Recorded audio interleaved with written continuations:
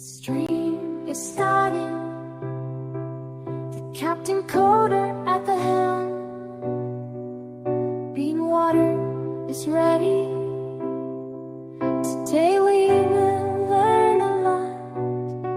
He loves the questions, he loves to sing. Join our Discord and follow him.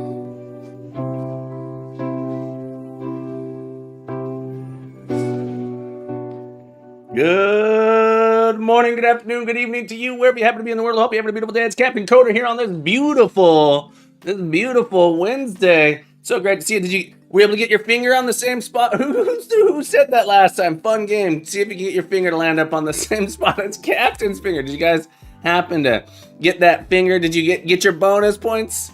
Get your bonus points if your finger landed on the same spot as me. Get your bonus points. Here, let's try it again. Put your finger on this. I'm gonna put my finger on the screen. See if we can touch fingers here. Hang on. Let's try it again. Here we go. You think you guys can do it? Let's try. Stream is starting. Now remember, you gotta get that finger in the right spot. Bean water is ready. Today we will learn a lot. He loves the questions, he loves to sing. Here it comes. Join our Discord. Get that finger ready. You got your finger on the screen? Here we go. Captain, did you do it? Did you win? Captain Coder here on this beautiful Wednesday. Good morning, good afternoon, good evening to you. I hope you got that finger in the right spot. Did you guys get it fingered in the right spot? Holy moly, Lance got it. Lance, winner, Chicken Lance. Welcome back to the stream, everybody. Hope you're having a beautiful day. Captain Coder here on this beautiful day. Craxy, welcome back to the stream. It's great to see you. How you been, buddy? I'm doing wonderful. I'm having a beautiful day. It's a beautiful Wednesday. Oh man, this term is so fun. I'm having so much fun teaching this term. I'm teaching a class on game engine architecture. We're doing XUnit testing. My students are learning about XUnit testing. You know, I remember when I started learning about unit testing, I was like, oh man, what a waste of time. My students are totally into it. I you know, maybe I must have explained it in a way that was exciting for them, and I gave them some little simple projects here. But they're super into the testing. I personally am not even that big fan of testing. I just find it's been like really helpful to keep me productive on it. My first time your finger was closer. Oh, that's okay, Sidran. You'll get it next time. Sidran, welcome back to the stream. Code Monk, thank you for being here. Congratulations on your number one. As always, a pleasure to see you. Peace on Mars. There's peace on Mars. No one knows you're as wonderful as I do. Peace on Mars. You're a wonderful person. Thank you so much for being here. I am Seraph. Welcome back, Graham. It's always a wonderful day when I can see you here. Thank you so much for coming in with that grumpy rating. We got the grumpy game dev rating us in here, folks. If you guys don't know the grumpy game dev, fabulous human being. We do a collab stream the second Saturday of each month, so be sure to give Grumpy a follow if you want to watch us do an epic test-driven development, making a little bit of a fantasy game. Good stuff. I've learned so much over there. Learned so much over there. Congrats on engaging those fantastic students. Oh, I can't believe it. I approached it in like an interesting way. I was like, all right, so we're gonna be writing more code, but it's a tester code to make sure our code works. And like gave them some gnarly code. I was like, all right, have you ever written code and you're just like couldn't find the bug? What if there was a better way? What if there was a way to give you confidence that the code you wrote is going to continue? Have you ever had to change something in your code and it all kind of fell apart and you didn't know what happened? And so we're using Git. We finally got everyone signed up for GitHub. Oh my goodness, folks. This GitHub CAPTCHA was insane. Let me see if I can show you this thing. People on the GitHub, you gotta fix this. This was the CAPTCHA that like 4 or 5 of my students were getting. Check this out. Not everyone. The craziest part. Here, let me see if I can get this captured over here to show you. This thing is insane. This is absurd. I had students trying to sign up for GitHub. Look at this CAPTCHA. My students were trying to get signed up on GitHub. You have to answer, look, 20. You had to do this 20 times. Not just once, not twice, not 3 times, 20 times. You had to answer this captcha, these captcha, that like these hard captchas 20 times is crazy. Ludum Dare ended 2 days ago. Someone new. I haven't done Ludum. I didn't do Ludum Dare. Who did? Did anyone here do Ludum Dare? I know JD did, but JD is no. Oh, you guys can't see my screen. Holy cannoli! All right, look at this captcha. Look, no, and this is insane. This captcha is crazy. It's not just any captcha. Look at this ridiculous captcha. So you have this image on the left, which is like a top-down projection, and then you have this weird isometric image on the right that you have to match. But check this out. We have 2 that look like close enough. This one and then this one. These are 2 different images that you have to match, and you have to do it 20 times, and it doesn't tell you if you got it wrong until you've done. I know, Craxy, right? It doesn't tell you if you messed up until you've done all 20, and then you have to do it again. My students, I literally had students doing this for a full 40 minutes trying to sign up for GitHub. It was insane. I couldn't believe it. I was going, what the heck is going on? This has to have been a bug. Someone must have added, there must have been a bug. Someone should have had a 2 somewhere and they put a 2-0. It's crazy. Rap time, welcome back to the stream. Fix it, 42. Thank you for rating me today. We got fix it, 42, not 41 or 43 there. Fix it 42, folks. Be sure to go follow Fix It 42. Fix it 42. How you been, friend? Hey, Brent, tell us all about your stream. Give Fix It, folks. Folks, click that heart. Click it. Or get out. Click it. Fix It 42. Have to run. Go. Got a meeting. Enjoy your meeting, or have fun at your meeting, or get through your meeting. Whatever it was. 42 is the answer to the universe. So obvious, not far. Exactly. 42. Fix It 42. Fix It everything is what that stands for. Thank you so much for the raid. Appreciate you being here. Tony, welcome back to the stream as well. It's great to have you on this beautiful. Lance, I hope you've been well. Sidrin, once again, thank you so much for being here. How have you been, Sidrin? What have you been up to? What have you been working on? And someone who is with Fix It, if you could, tell us all about the stream. Tell us what was going on over there. Rap time, great to have you back. Woo!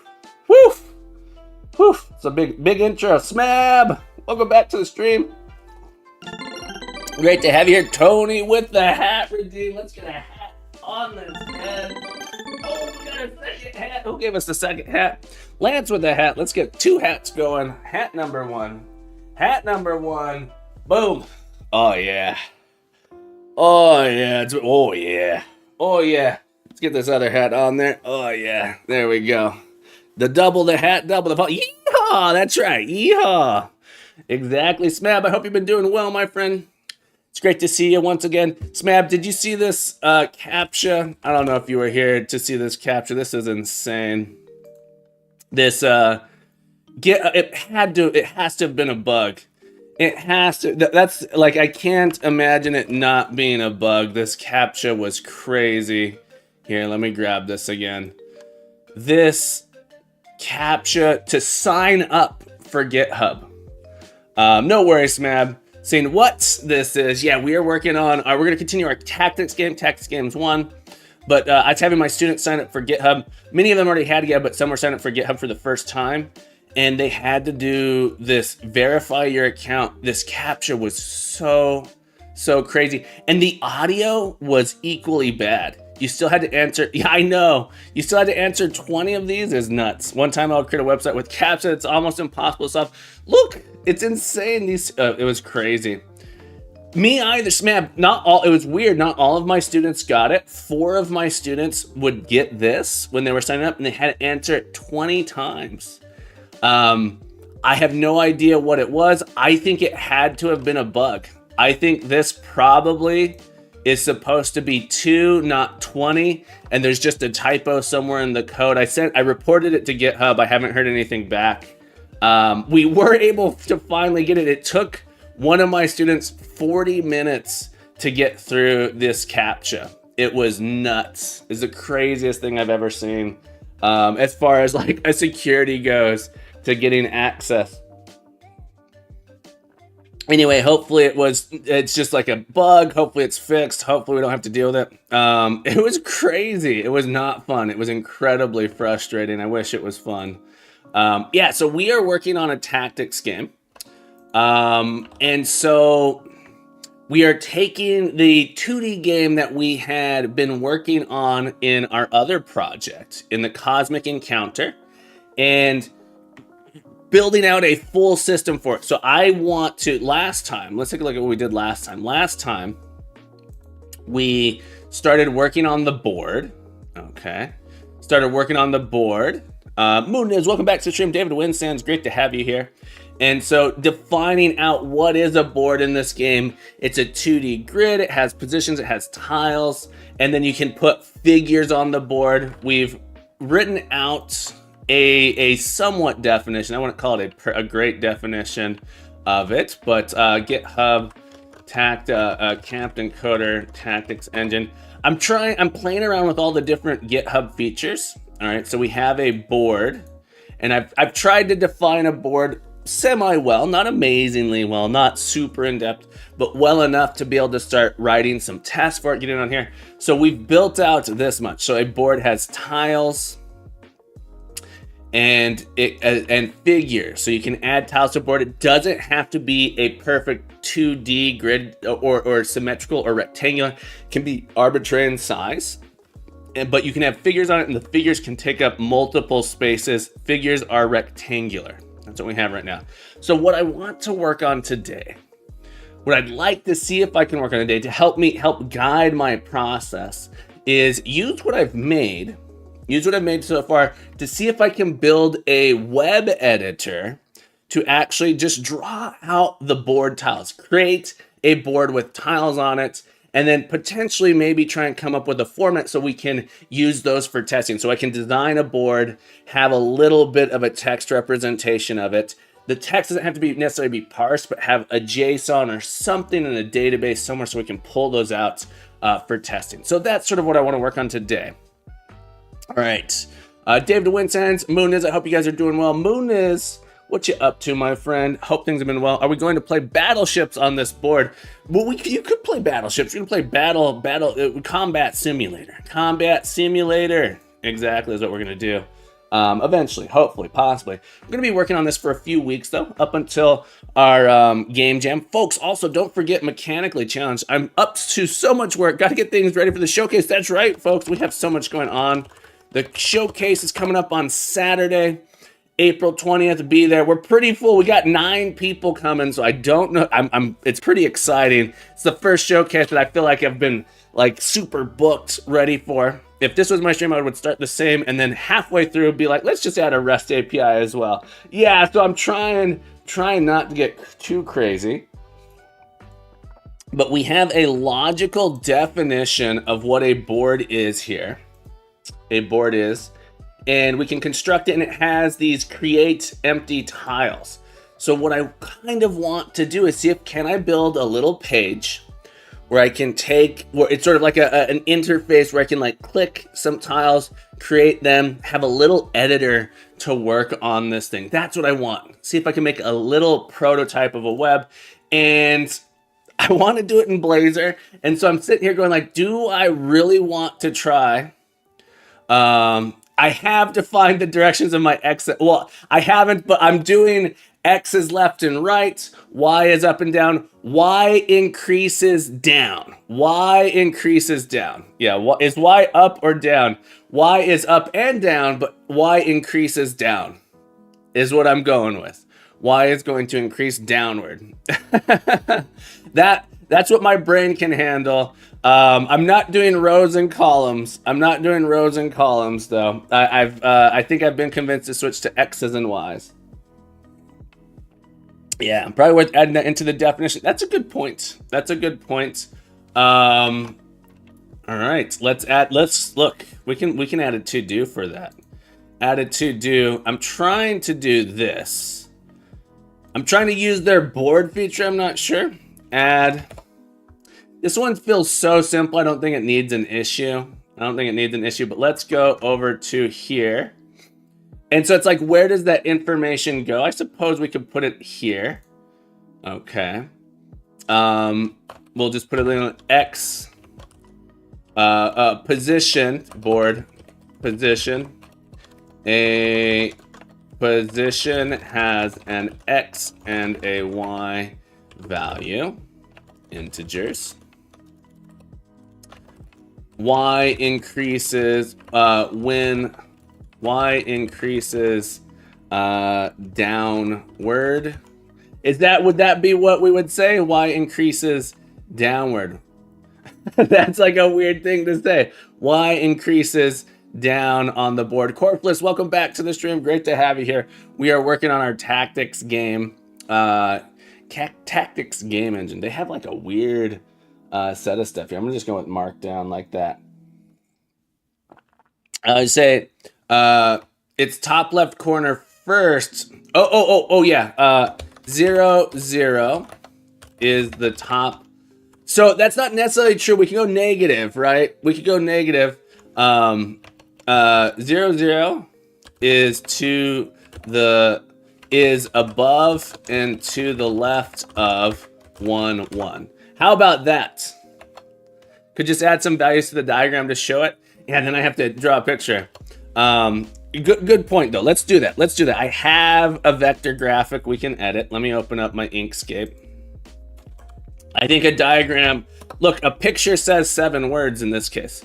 Negative values are allowed. There's no reason not to allow negative values until, that's how I feel at this moment. That said, the idea would be that you might have a normalize, right? So normalization would say, well, the top left corner is 0, 0. And so we might end up doing something like that. This isn't what I wanted. Examples.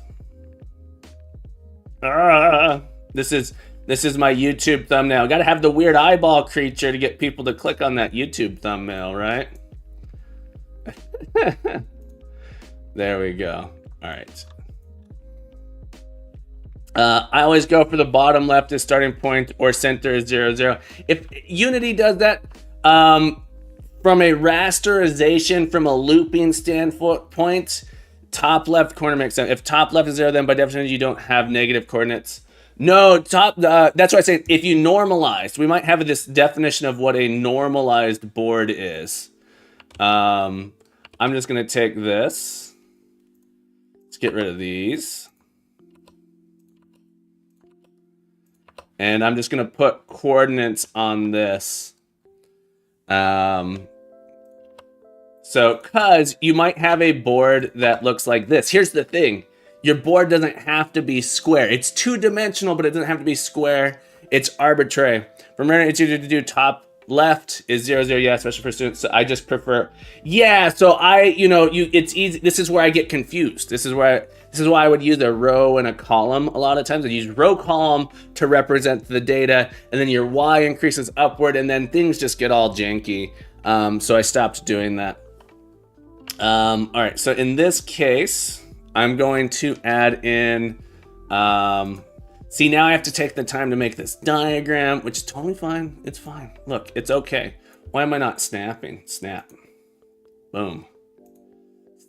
Snap it, bop it, squeeze it. All right, there we go. This one would be, why can't I, why Inkscape, why are you not letting me, there we go. Okay, so I'm gonna start somewhere with a 0, 0. Let's make you much smaller, 2. Let's go with 3. Okay.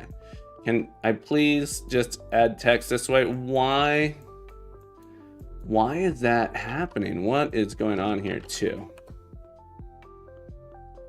Is it because I'm not making it big enough to put text inside? There we go. 0, 0. And we'll align that to the center. I wish there was a horizontal alignment. And does anyone know in Inkscape how to do a horizontal alignment on text without doing like the alignment? Well, that's okay though. All right, so we'll take this and we'll just move this here. And then we will go ahead and, you know what, maybe I could do this. All right.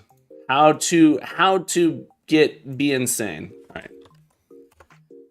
I want to show that it's technically possible to have negative numbers.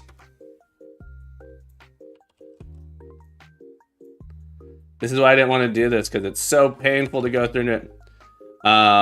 This is in millimeters here. Also, what do you mean by it happens to be millimeter spacing in it's crazy that this is doing this to me.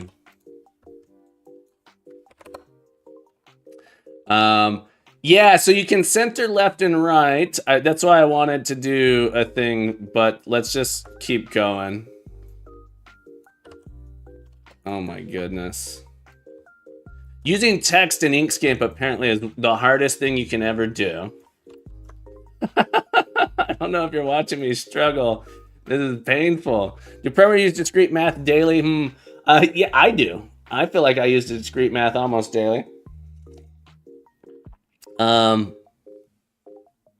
Exactly. I agree with you, Smab. That's why I'm going. I want to go ahead and say, hey, it's arbitrary.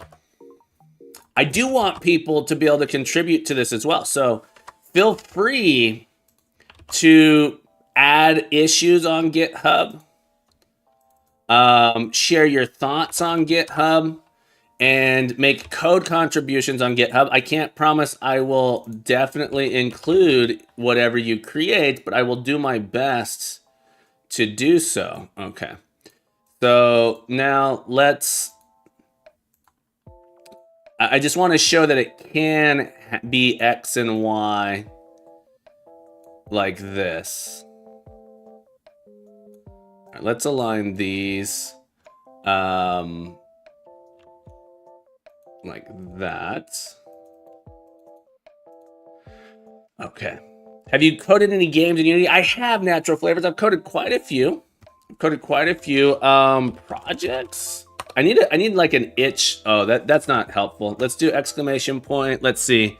Deck builder. Is that really what it's called? This is one that I've done in Unity.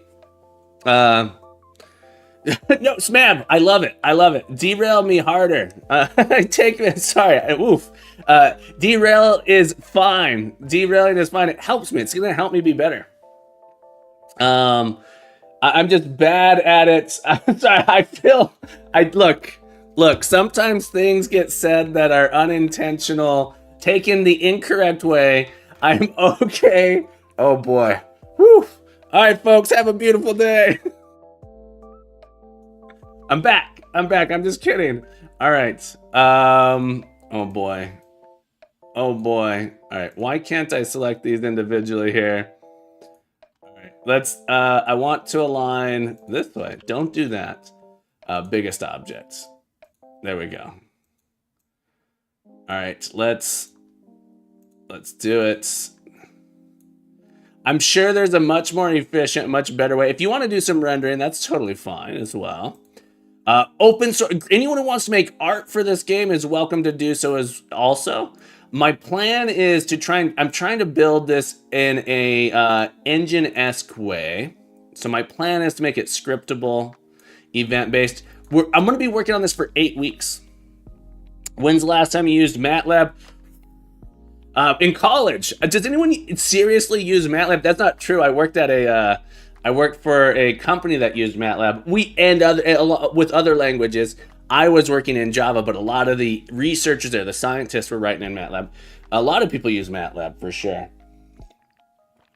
Okay, so just to give an example, coordinate system example, we'll put coordinate system, position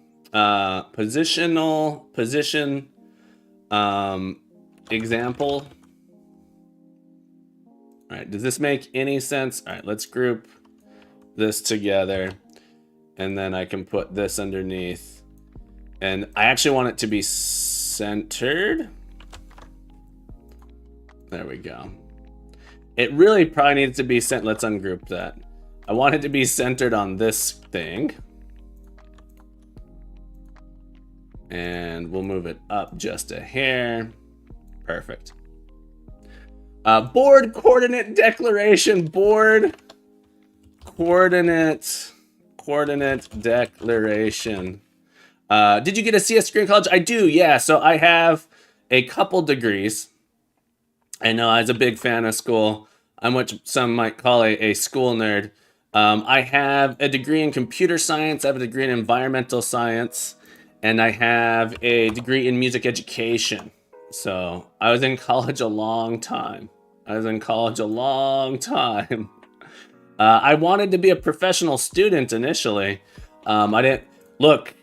Normal 9-to-5 jobs don't work well for me. Javasaurus X, welcome back, stream, and Tom's great to see you. I hope you're having a beautiful day. Yeah, I didn't want to go into the workforce. Music education, couldn't tell, Mars9 says. Yeah, it's sometimes it's, some people think it's really obvious. I don't, well, beautiful is debatable. What did I say was beautiful? But staying positive. Oh, gotcha. I hope, yeah. Staying positive. Sometimes that's all we can do, right? That's all we can do sometimes. Let's export this selection. This is going to be, let's see if we can export it to the correct spot. Let me hide my screen real quick while I export this. Trying to get better at not accidentally doxing myself. Braxton, great to see you, my friend, and Mars9. Welcome back to the stream. Folks, if you guys don't know, Mars9, I don't think I've been to your stream in a while, but give Mars9 some love. What have you been working on lately? Tell us all about it. I'd love to know more. And if you got any links, feel free to drop them for us. If you are at the doctor, I recommend not staying positive. If you want to test negative at the doctor, that's true. Interesting point of view there. I don't know if you heard about my tinnitus. Tetanus? Is that tetanus? I hadn't heard about that. I know I had seen some stuff on the Twitter, on the platform known as Twitter. I know you were going through some rough stuff. I didn't know exactly, I don't know exactly what's going on. But I do hope staying optimistic can be helpful. I hope you find love in your life, relaxation, and spending time with friends and family as much as possible. In a tough time like that. I did not. It's not healing properly, and my leg is bad, so they'll pump me with more antibiotics, but I'll be back stronger. You'll be like the $6 million man. They have the technology. Is the $6 million man a relevant? Is that something people are aware of these days, or is that a reference that's? It's definitely a reference before my time. I'm not old enough to have seen the $6 million man. The $600 man. Oh boy. What am I looking for here? Tactic engine. This is part of our wiki, tactics engine wiki images. This is our board coordinate declaration. There we go. Let's open up. All right, let's turn the blur off. Oop, wrong button. Blur off. Blurb. All right, let's come back over. Let's create a new window.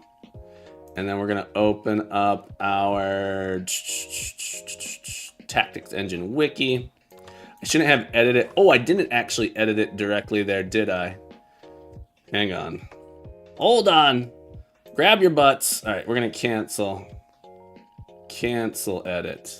Okay. All right, so we're going to add in this information on our board. We're going to say position.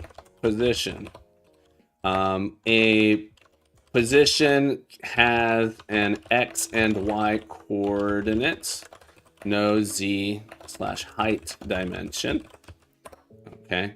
The board coordinates are laid out. Coordinates are arbitrary and laid out as shown in the figure below. Board coordinates X below is a diagram of the board coordinates of positions to board coordinates. Is there a reason you've limited the contents of the title to one?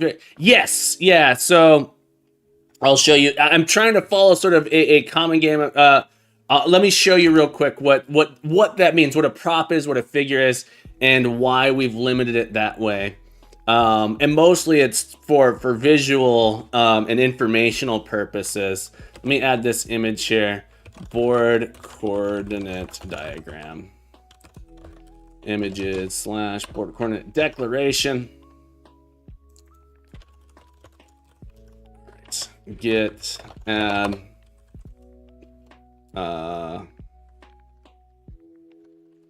save. Git commit -m chore update board update board coordinate declaration.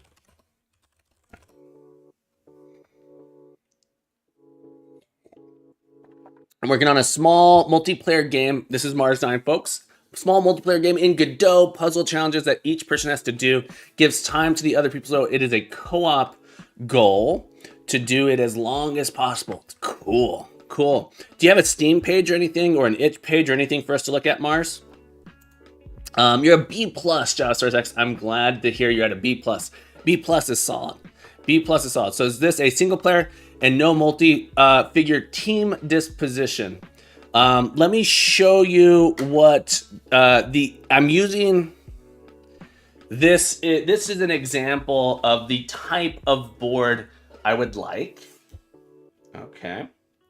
So a figure represents the space and location, the number of tiles an actor takes up in the game. All right. An actor cannot occupy the same space. Two actors cannot occupy the same space. However, an actor can occupy the same space as a prop. So for example, you might have some kind of trap or tile that you have to move through that's dangerous, that occupies a space. And so you have to make potentially interesting decisions about how to navigate around that or through it. So you could take damage by moving onto it, or you could move around it. Yeah, so it's sort of, you have spaces you can move in. Props define modifiers. So it would be like, instead of just floor, you could have a blade trap there. It doesn't make sense to have a blade trap and a pit in my mind. And I'm going to limit it. You could potentially say, well, I want a blade trap and a chest. But to keep things simple, I'm going to say chests and items are also props. So chests are props. These are things that the player interacts with differently than a figure. A figure is a projection of an actor on the board. A prop is a modifier of how the actors interact with a space on the board. I hope that makes sense. Not trying to get an MVP this week. All right, followers, I will start an itch, then Steam most probably. Very cool, Mars 9. Awesome to hear. Keep us informed on your progress, and maybe someday you can do it. You can share it in one of our showcases. Also, folks, while I'm distracted, I want to take a moment. Challenge is what I wanted to type. Challenge. I want to invite you to give Mechanically Challenged a shot. Can I do a perception check to look for traps? So I think you might be able to do that type of thing. There might be some abilities that allow you to find traps. So, yeah, folks, let me show you real quick. Well, we have a moment here while I'm distracted. I'm gonna go grab myself a thing real quick.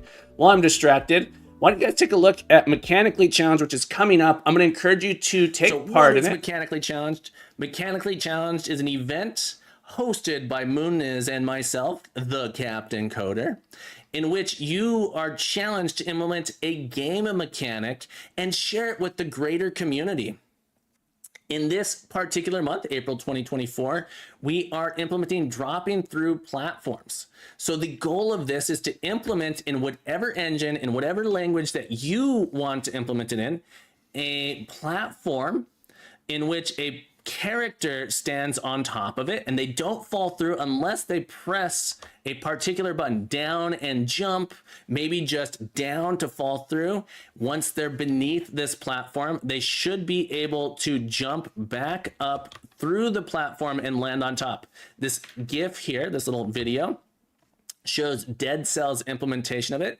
It may be a little trickier than you might think it was, but the goal is to have everyone in the community attempt to implement this, create a repository full of your solutions. So we'll have a solution for Unreal, we'll have a solution for Godot, we'll have a solution for Unity, we'll have a solution for any language you decide to do, and we'll put those into a repository together and have this as a resource for anyone who's new or wanting to implement this for their game. So how do you participate? You're going to start by creating a fork of this repository. Inside of that fork, you're going to create a folder with your engine, language, and username. You're going to implement your solution and then submit it via a pull request to this repository. Muniz and I will look over your solution, see how we feel about it. We may ask you to make some minor modifications to your repository to reduce the size and structure of it in the group project. And then finally, 2 people will win the Educationally Mechanic Prize. The Mechanic Prize here, Muniz and I will both select our favorite solutions so that you can have an option to win $50 for sharing your solution with the community. Muniz and I have sole discretion on selecting the winner. We can't select ourselves and we can't select family members. I will say that much. What we are looking for are clean implementations that show other people how they might take this and add it into their projects. So clean modular solutions are likely to be the winners. Where can you join and find more information? We both stream on Twitch. So twitch.tv/thecaptaincoder and twitch.tv/Muniz. You can also join us on Discord and join the discussion. If you have any questions, feel free to send them our way. We're looking forward to seeing your solution. Remember to keep coding, keep growing, keep being the best you can be. You're welcome back. All right, so that's the Mechanically Challenged. I hope you guys will consider participating. We have a handful of people already who have made pull requests. We have a handful of people who have forks that are working on their pull requests. But I hope you'll take a chance. Try and get in there with us on Mechanically Challenged. Submit your solution for a chance to win. And better yet, share with the community creating projects. Okay, back to our regularly scheduled Captain Coder here. Back to the regularly scheduled Captain Coder. Okay. All right, let's do a refresh here. Make sure that came through. Perfect. Perfect. Look how easy that is to read here. Oh my goodness. Okay, I need to put a background on it. Export background color. White. There we go. Export. Replace. All right, let's fix that.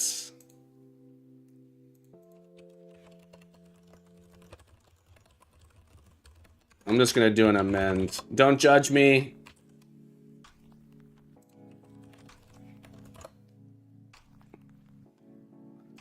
All right.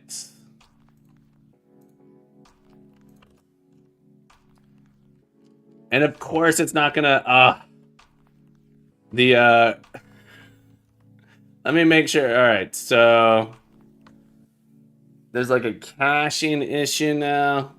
I'm gonna leave it for now, I think. Let me double check, make sure it's actually has the white background here.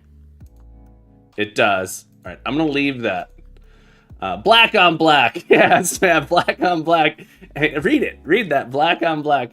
There's no border around it. Okay. I need to, oh, I hate that. Okay. Let's turn that down.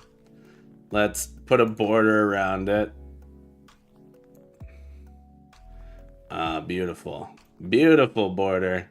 Make it white, and then we'll give it a black border. Why is that border so giant? Why is that the default border size? Come on, Inkscape. Get with the dealio. Stroke style. Let's go with 0.2. There we go. All right. Now, export selection. Why is the background color still hang on. Stroke, fill, white. All right, send it to the back.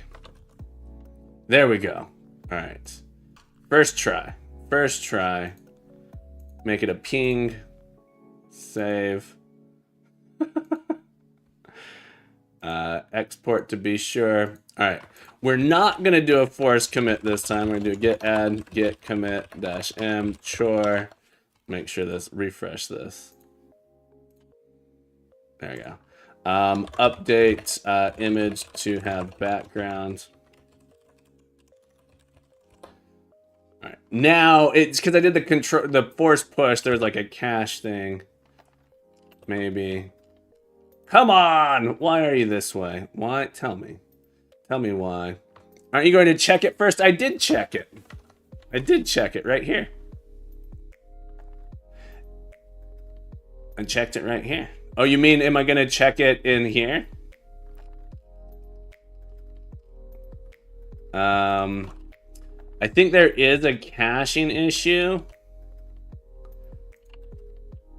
that makes this page not refresh properly. I ran into this before and I had to like change the file name.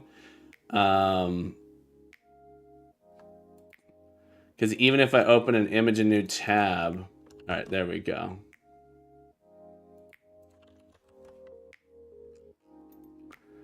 So confused. Royku, how you been, friend? Welcome back to the stream. Royku, what you up to? It's okay. Time will fix this. Time will fix this. Anyone know how to do a hard refresh in Firefox? I want to do so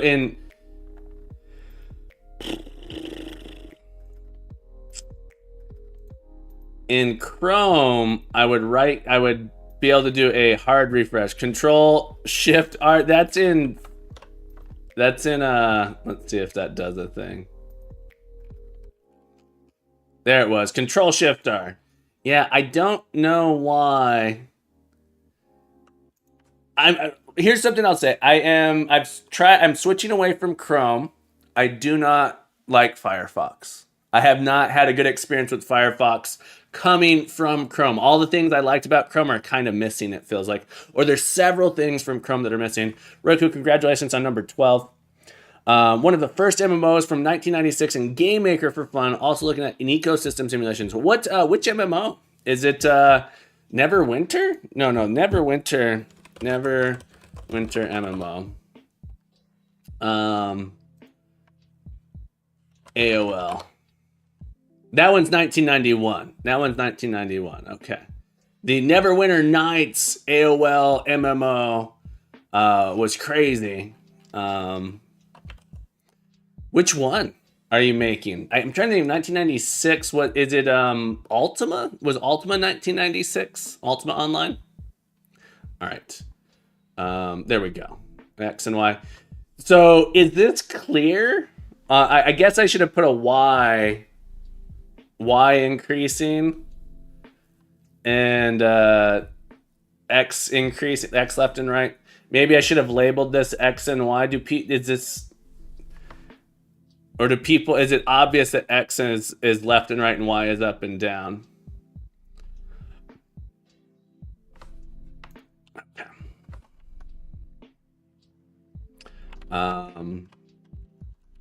Here, let's draw some. Let's not program some more. Let's add in. Hang on. We'll add in. Let's add this in here. Why is this off the grid like that? Oh no. All right, so that would make this one 1, -1.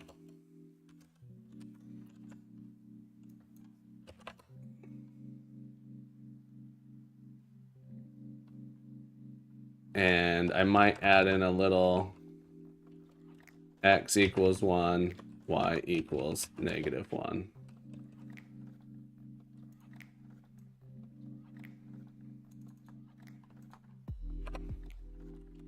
Why is the line spacing so big? Why is the line spacing that giant? Why? There we go. And we'll center that way. Okay. How do we feel about that? Is that better?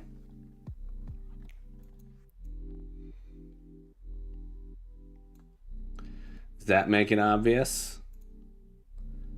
Or do I need to do I need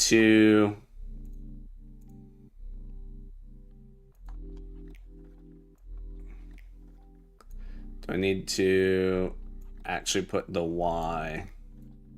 Maybe I'll put Y over on the left side here. Y, X,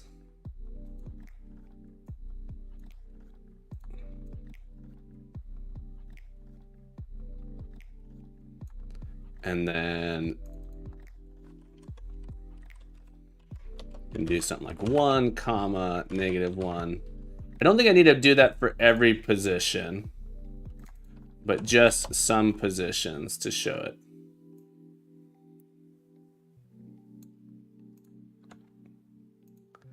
I'd like for you to be centered in this.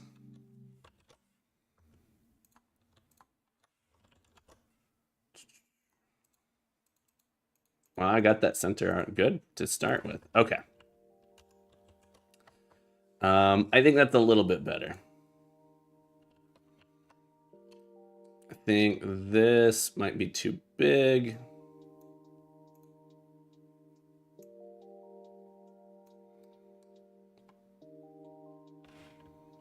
Okay. Let me move this X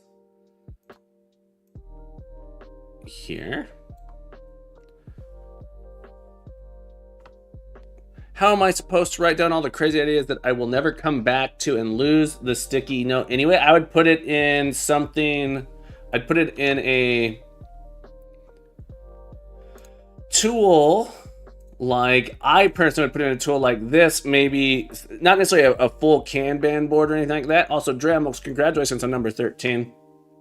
Just keep these to-dos, and then, you know, once a month, this is sort of what I did at my startup. We'd put all these things in here. We'd have a bunch of these things that are like come back to, and then we had what was called the backlog, and then we had, like, you know, you go through, and every now and then, like once a month, maybe 3 times a year, 4 times a year, you go through that backlog with the senior people, and you go, oh, I don't need that anymore, take it out. You revisit some of those.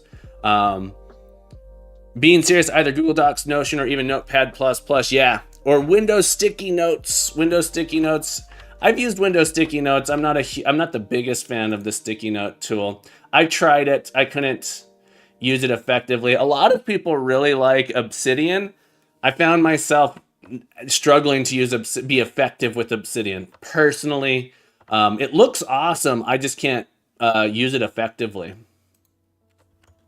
All right, we'll come over here, get status. Did I actually save that?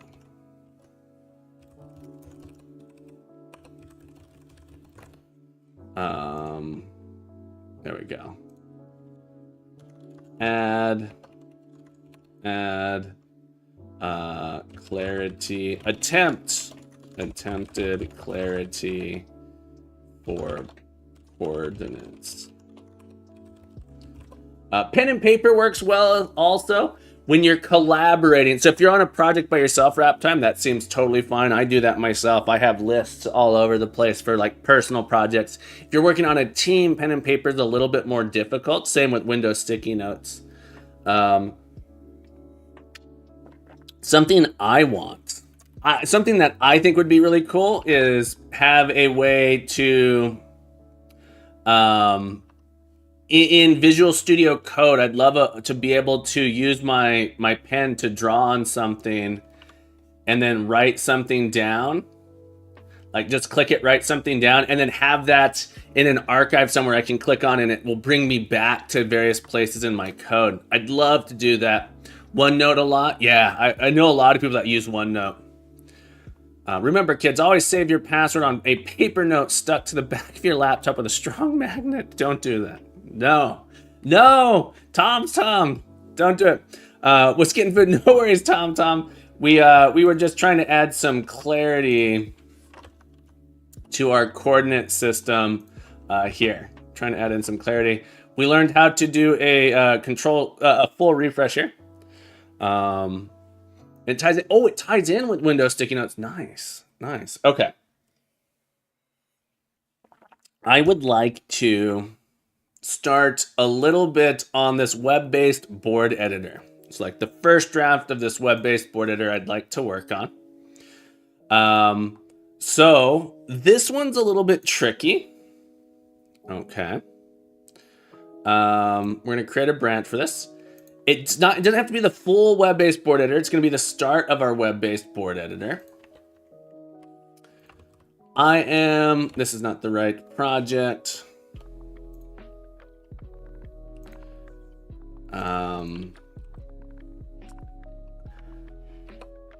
I would like to be able to create a board, save a board to a file, and then load a board, right? Empty tiles. I'm not talking about putting figures on it. Just create tiles. So I want to be able to use my board to create tiles or my interface. I missed your teamwork joke, I think. Probably text Royku, what was your teamwork joke? Did I miss it?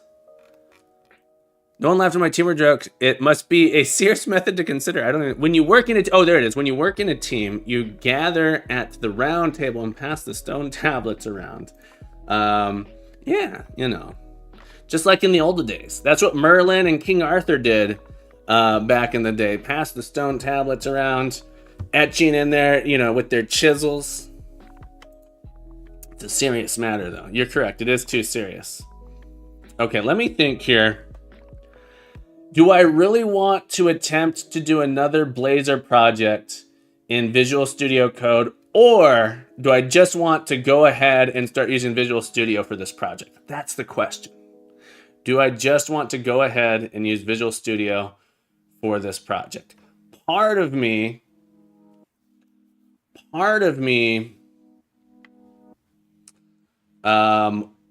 yeah, that's an interesting thing here.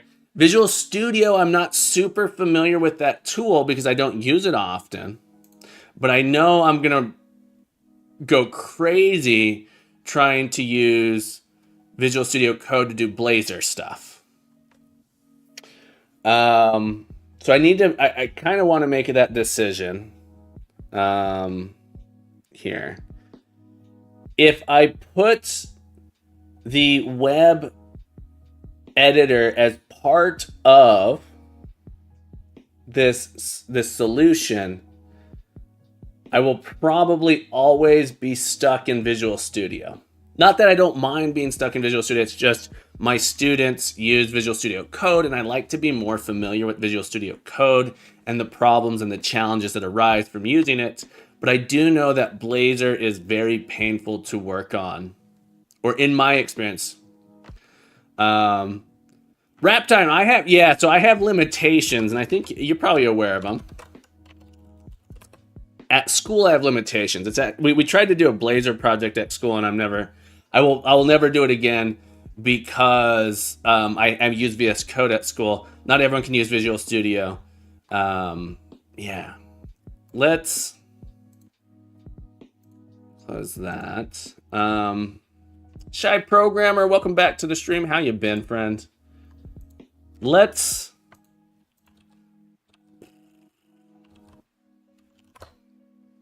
take a look. Anonymous, great to see you. Welcome back as well. Happy Wednesday. Hope you're having a beautiful day. Let me try. I'm going to try to add it to this solution. I'm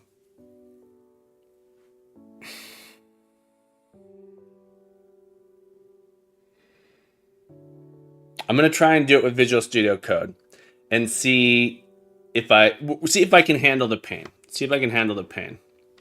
Okay.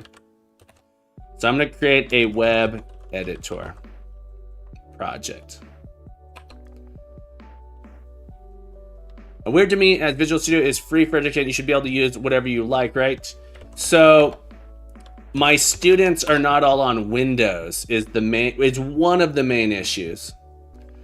Volmanch says, I've been using Affine a lot lately. I love the graphing docs combination, and I'm eager to see the app grow to match more of Notion Obsidian features. Gotcha. Shy Programmer says, I'm a little tired because unexpected visitors ringed the doorbell. Since I didn't know I wasn't up in time, I think I know who it is, though. I just don't answer my door. I know it's a very a millennial thing to not answer your door, but if someone rings my doorbell, I don't answer it.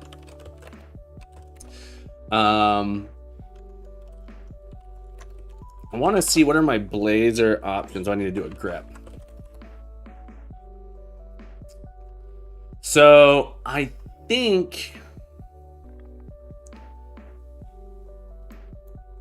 I want to go with the Blazor. What is the new Blazor? Is it Blazor? Is it just Blazor WASM?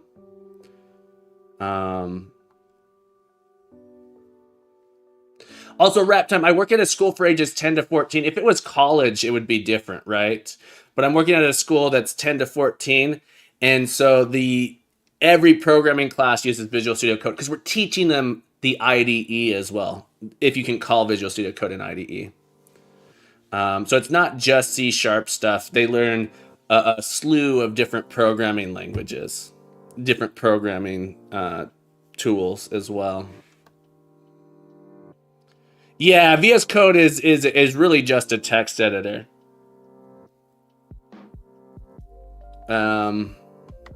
Is this right? If I do a .NET new Blazor WASM empty.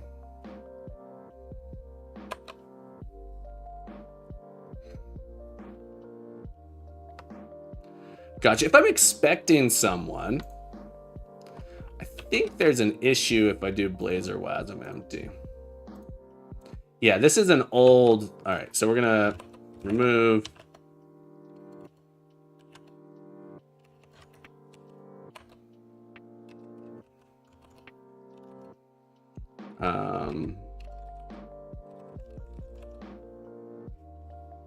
Okay.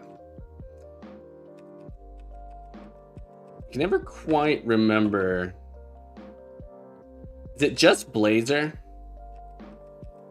I don't do this enough. I want just... Which one's the .NET? Oh, actually, I think I might be able to do Blazor WASM empty framework. Hang on. Blazor WASM empty framework equals .NET 8.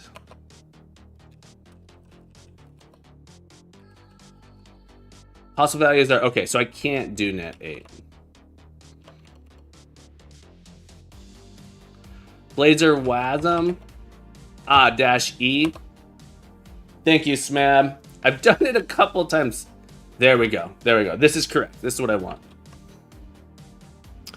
So let's see how grumpy I get working on this project, and we may just shift into Visual Studio. We might even try Writer. Since I'm trying new things, maybe we'll try Writer. I don't know. I've actually never used Writer.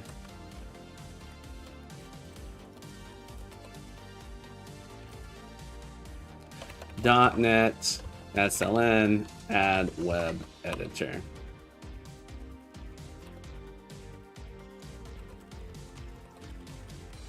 Sure. Add instantiate or create empty Blazor WASM project. Smab Mars, thank you guys so much. Points. Add Mars. 100 points, and we'll give points also to Smab here. Thank you so much. Okay. So the issue that I often, so it seems fine now. As this thing gets bigger though, it starts to get gnarly. It's gonna start getting gnarly here. Let's go into,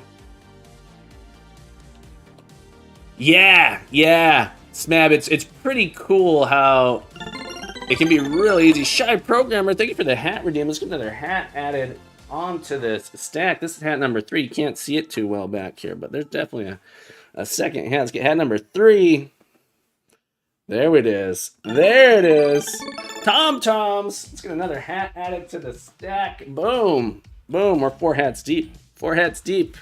Keeping that noodle warm. Keep that noodle nice and toasty in my head. In my head. .NET. So this is where working with Blazor is painful. In Visual Studio Code, this watch run thing doesn't work as well. The hot reload just doesn't work as well. All right, so I think what I'm going to do is I'm going to put this on the other page and then have a scene that we can swap into so you guys can see it. So you can see the code. I think I'm going to add in a. Let's give this a better title page here. I'm going to call this web. I'm going to call it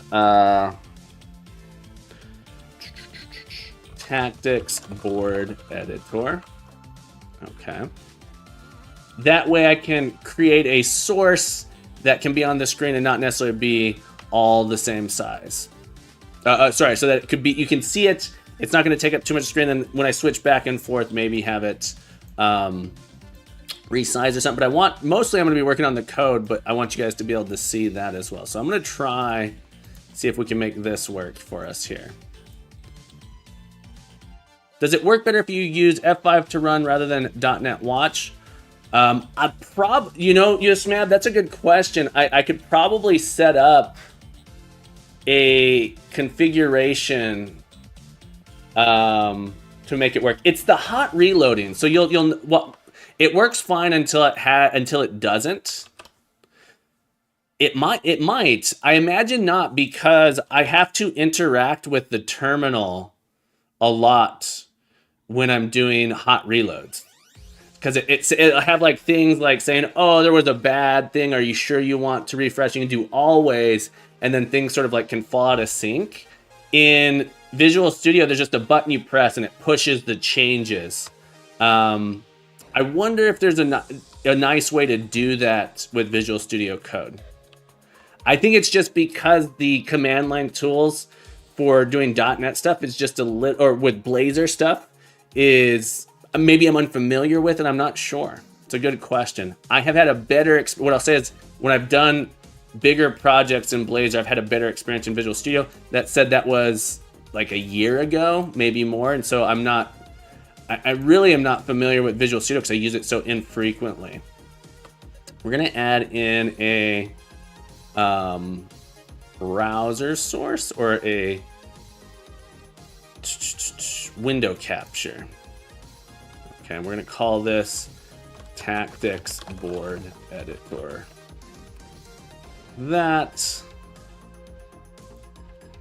Nope, not that one. There it is. All right, so this is going to be our page. And I want to be able to keep this small somewhere on the screen so that you guys can kind of see the changes. I'm going to put it up here, actually. So you can see it, but it doesn't, you can see it, but as I make changes, it's not that big. And maybe I'll have we'll make a bigger version of it as well. Let's see if I can copy and paste a duplicate of it. And then this one can be bigger if we need to swap it in here. So I can make a little command, make a little button that turns this on and off, this source. Like that. And we'll call this one Tactics Editor. Big, yeah, we need to enhance. Enhance, right? I wish I was cool enough to make it so like this would just like swing out and grow. That would be pretty cool to have an enhance button like that. But I think this will work for our purposes, so you guys can see what I'm working on. It doesn't have to be too big, it doesn't have to take up the whole screen. I'll have a little thing I can turn on here. like that. So let me see if I can add in a quick command to do that. All right, so into the sausage we go. Commands, I'll make it an event because we'll hide this one in here. We're gonna call this enhance. We'll make an enhance one here. Oh, I did something weird. Enhance. Let's edit. Chat. Message. All right, the filter is messages enhanced. I should probably make it so only I can do this, but we'll see if it gets abused. Currently working on a camera lock type of interactable. Very cool. This is honestly such a good timing of a lecture topic. I started making a chess engine this last week, forcing to brush up on some aging DSA. I had a lot of fun. I don't know if you were around, Volmancer, when we were doing the chess solitaire game. I had a ton of fun working on that. Can I make it so that I don't have a viewer role? What I'll do is I'll make it so you have to have at least some amount of watch time. All right, so condition.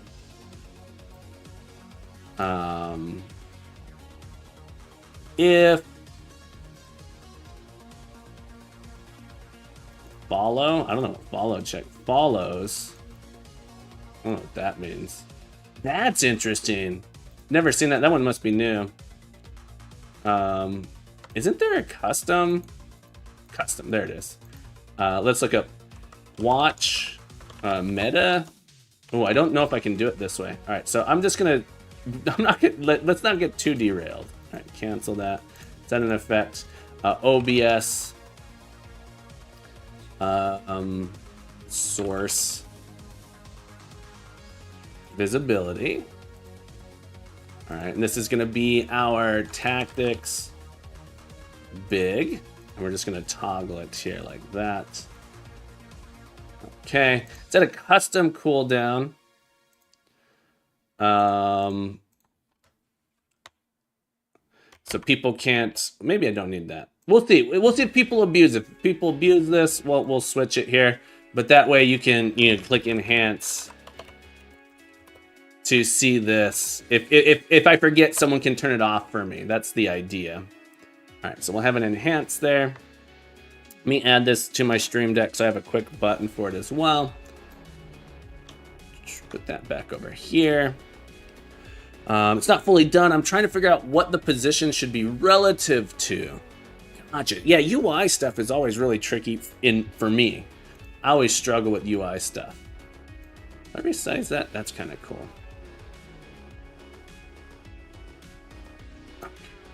And let's... Oh yeah, Stream Deck. Let's put my Stream Deck here. And I want to swap out something. I'm out of spaces. Swap out the hay.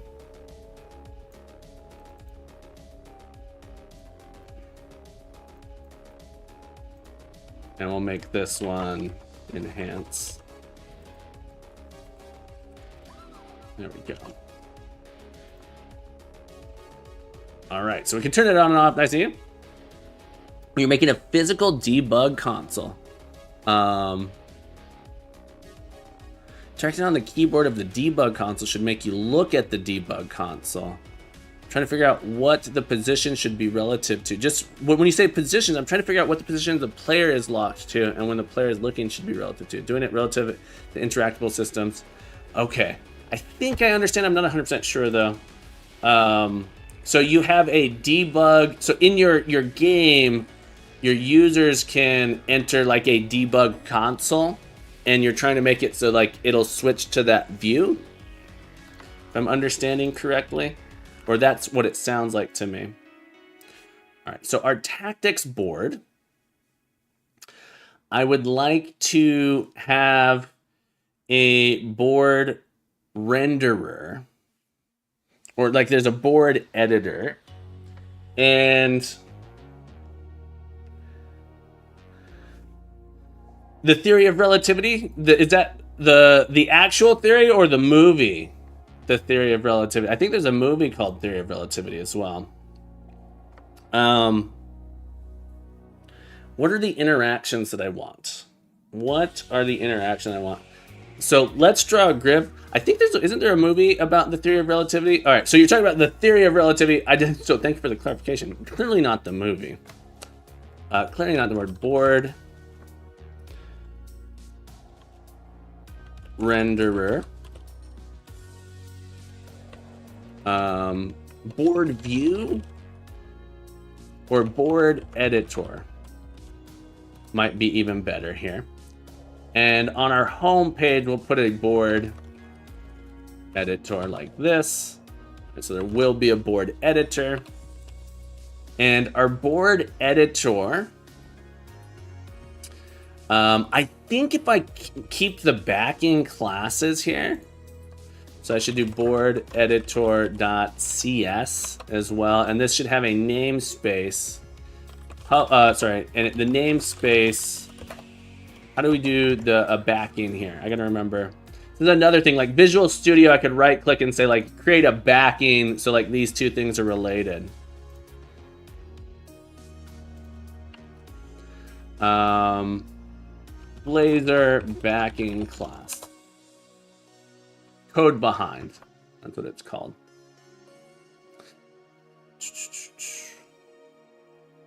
So there's a specific public partial class. All right, so we want to do a public partial class board editor. And it needs to extend something, doesn't it? It's like a web component. Fetch data. See, in Visual Studio, it's much easier to have this. Oh, razor.cs, okay.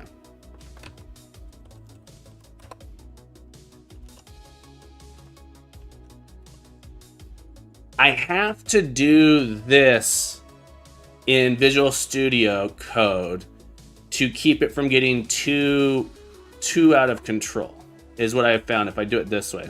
Don't give me your cookies, strictly necessary. I hate when they make it. I thought you were required to make it really easy.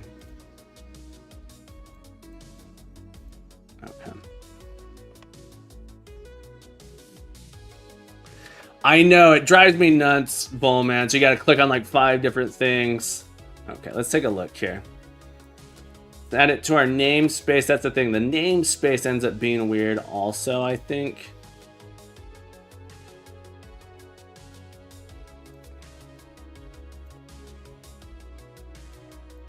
Should be requiring that if there's an accept all, there has to be a reject all. Yeah, I agree.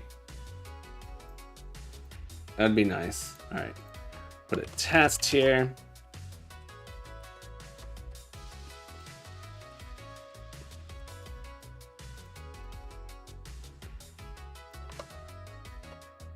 And so we'll see that test there.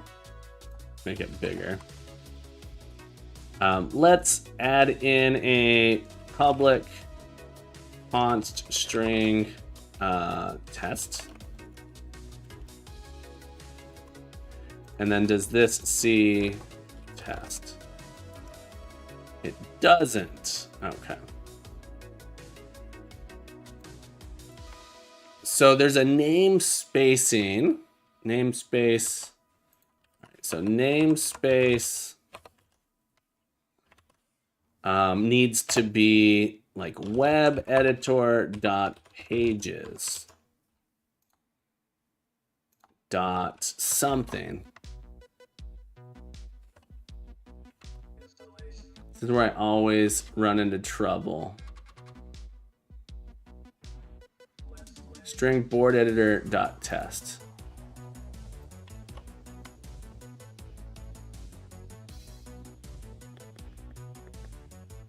Page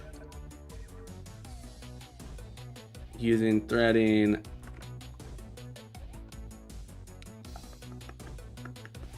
The namespacing must be incorrect. Web editor. Is it just pages?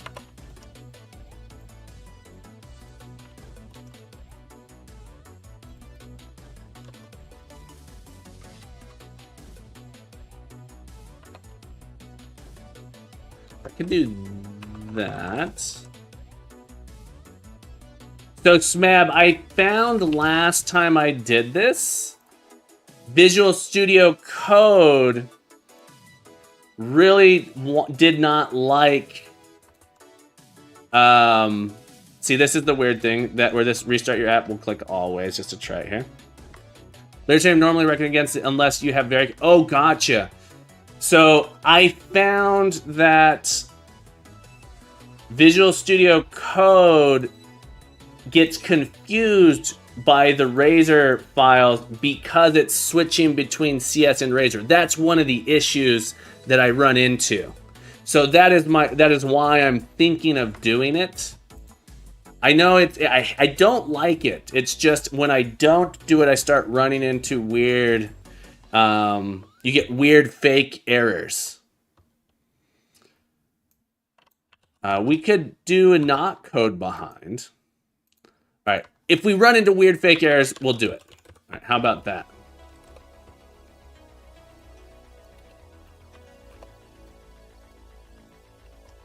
All right. So it's one of my complaints with Visual Studio Code.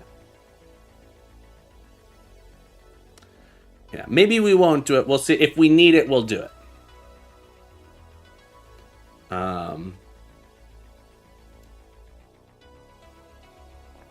Okay, so I want to have a grid. So I do want it to show a grid and be clickable. And when you click on it, it will turn the tiles on and off. It'll turn tiles on and off. That's the idea that I have. So I want it to be able to render a grid. When you click a tile, it'll turn it on and off. And I always want, let's start with just that. Have a tile, you can click it, it'll turn things on and off. Something that I might want to try is I was reading a little bit about BUnit as well. BUnit Blazor. I was considering trying to learn this as well. A testing library for Blazor components could be interesting to see if we can get this to work well. Mars, yes. My students will install the wrong thing a lot because we do some Unity stuff. It is annoying. That is absolutely a huge annoyance. A huge annoyance. I would like.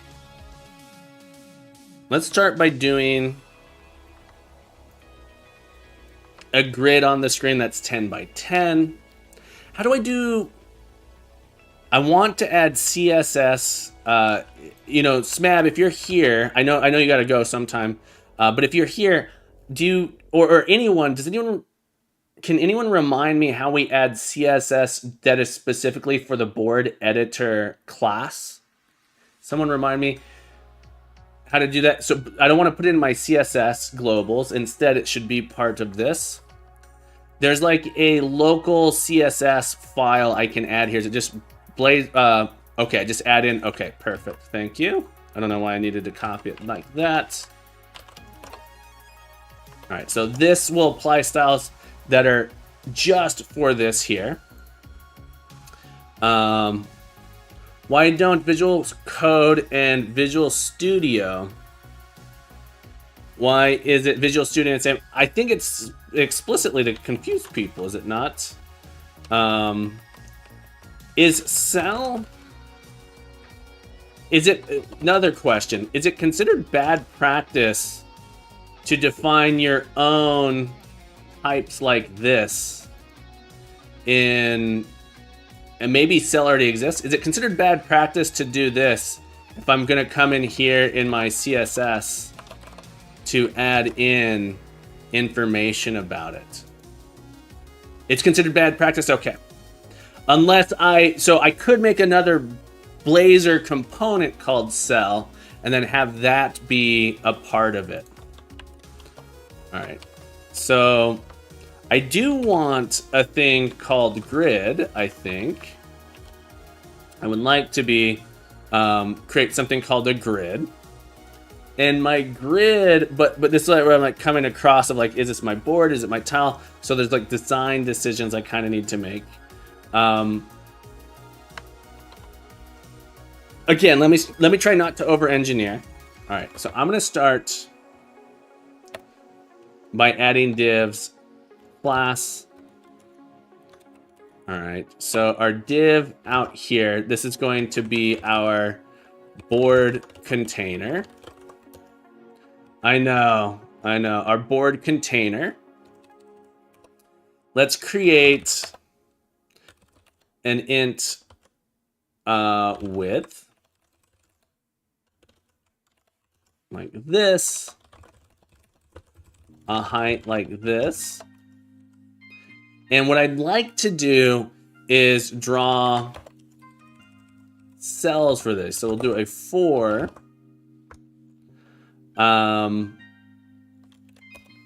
really it's a for each position. We're gonna need a board added here as well. Public.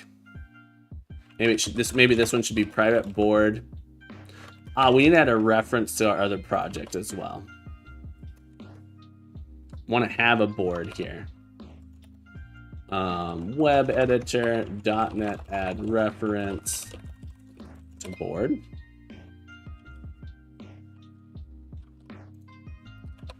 Public board, private board.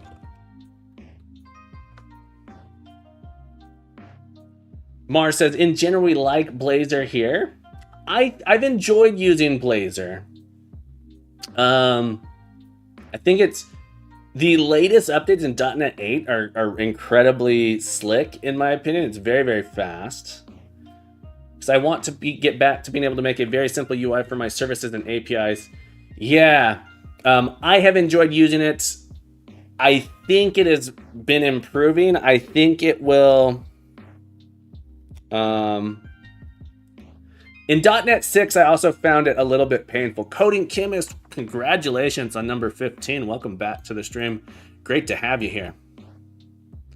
And the Paiwan, sorry if I missed you there, but welcome to the stream as well. Great to see you again. At the end of the day, I need to have a board here. See, this is the type of thing that Visual Studio wouldn't do. I'm selecting board and it adds in this stuff here. When I'm doing Blazor projects, all the autocomplete stuff is wildly bad. I think it's worth a look. I'll say it's worth a look. Okay. We're going to add in a using. All right, so far so good. What I would like to do is for each position on my board, draw for each tile on my board, draw that position. So I'm noticing I don't have access to this. And I want read-only access. So I want to create my board should provide a set of positions that contains tiles, right? So my board should. So I'm gonna need to add, I'm gonna add a test here for my board. This one should be relatively easy. And so I'm realizing I'm going over in my editor, I'm realizing, oh, I want to be able to access the tiles inside of this thing to be able to draw them onto my screen. And so I'm missing something here, specifically missing, and let's create an issue for it. Let's follow our practice that we're doing here. Let's create an issue. All right. So as part of creating this web editor, it revealed that, hey, I'm missing some information on how I want to interact with this. Board should have, board should have mapping from position to tiles. Okay. So we're gonna go ahead and create this issue.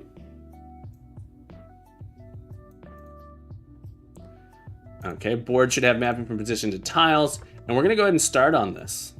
Okay, and it's linked up to this one. We had to do this. We realized that, hey, this thing was necessary here. So I'm gonna go ahead and I'm gonna create a branch for this.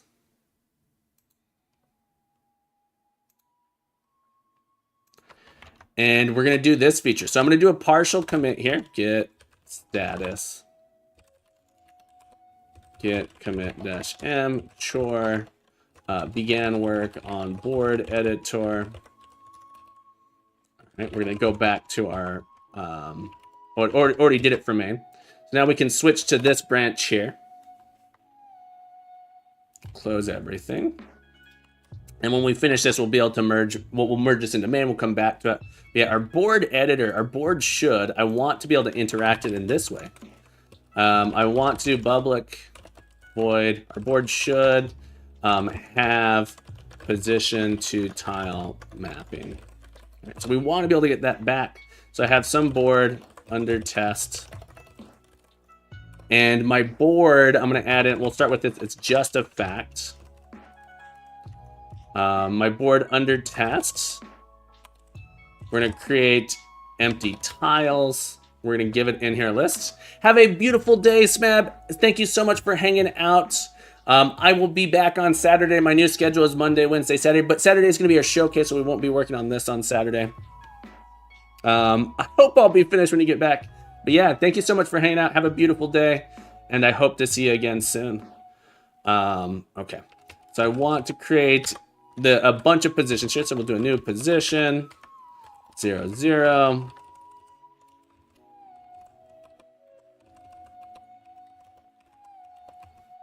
Uh, 0, 1, 0, 2. Come through, we'll do 1, 1. Apparently, I have an extra. There we go. 2, so this will make a 3 by 3 rectangle of cells here.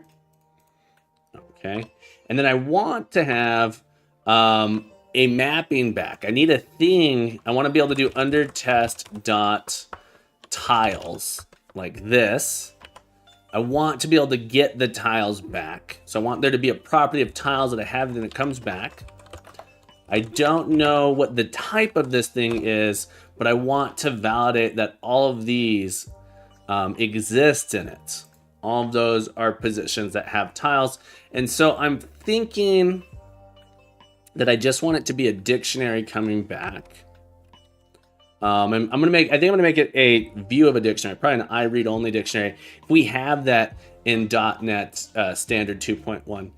Patrick, welcome back to the stream. Great to see you. Hope you're having a beautiful day. Congratulations on number 16. All right, so actual dot should, yeah, so I think I want to make this an I read only dictionary from position to tile infos. So it's like we can observe the tiles on it. Thank you for the hat, Patrick. Let's get another hat added to this stack right there. Oh yeah, 5 hats deep, folks. Props master. How you doing, friend? Welcome back to the stream. Hope you're having a beautiful day. Happy Wednesday. It's wonderful to have you here. All right, so then I want to say my actual dot count dot should be 9. We should have all these tiles in it. And then let me pull these out actually here. I'm gonna pull these out. I'm gonna say a position array positions is this. So we're just gonna pull that out so I can come back. And after we've added all these in, I want to say that my actual dot keys dot should be subset of positions like that. I'm sorry to hear you're sick. That sounds terrible. I'm doing absolutely wonderful. I'm having a beautiful Wednesday. My term, this term is so cool. I have so many fun classes I'm teaching. So I've been doing wonderful. I have to cut back on my streaming because it's a little bit more intense. I'm teaching a class on game engine architecture. It's something that I'm learning as well. So we're learning sort of as a class, but I'm creating all new projects, and the projects are kind of big and hefty, and there's a lot of work going into that. So my term, I'm reducing my streaming quite a bit. So we're Monday, Wednesday, Saturday, about 9-10 hours a week. So I have to cut back a bit. But I'm otherwise, and that's awesome. I am missing streaming, but I am having a great time. Chalk says a little pre-work. Yeah, that's right. We're doing a little pre-work. We're thinking about how we're gonna get our maps back out here. How we're gonna do our mapping, position to tile mapping like this. But yeah, I hope you feel well soon, Props Master. I'm sorry to hear that. Seems like there's something that's been going around. But yeah, Chalks, I'm having a beautiful Wednesday. I hope you're having a beautiful Wednesday as well. All right, so our board here, we need to add a property. So I went ahead and wrote this, and this makes it much easier to add my property, like so. We're not gonna be able to set it, it's just gonna be a get here. And this is going to be equal to, well, let me do this, I'm curious. A new I-read-only dictionary that is of tiles. Yeah, there it is. Easy peasy, wrap it up in an I-read-only dictionary. So we get this information back. We can see this view, but we can't modify it. Real programmers are, look, I'm not smart enough to not write bugs. I am not smart enough to not write bugs. I need these tests to keep me from losing myself too hard. Okay. Non-nullable tiles must contain a non-null value when exiting the constructor.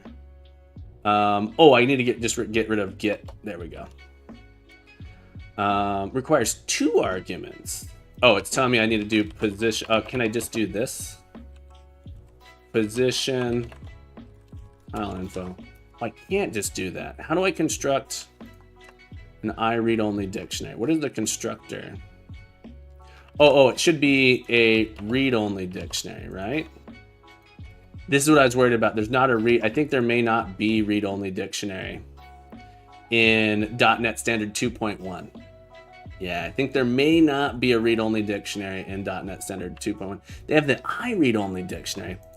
Hang on, do we have tiles.read?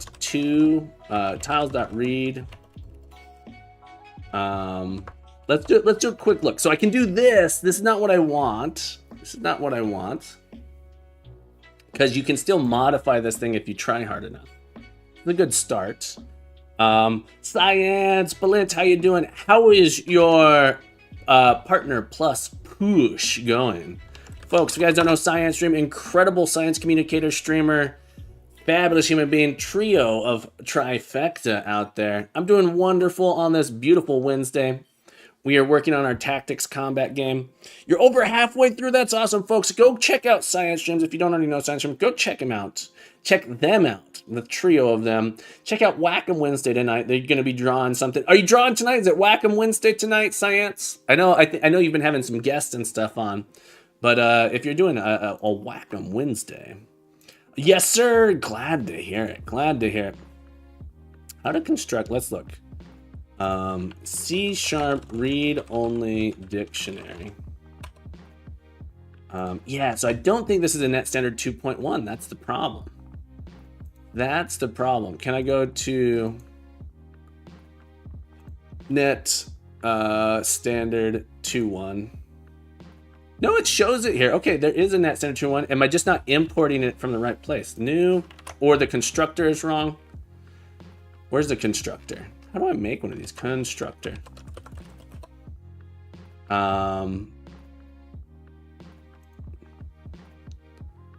Constructor. It takes in an iDictionary. New read-only dictionary.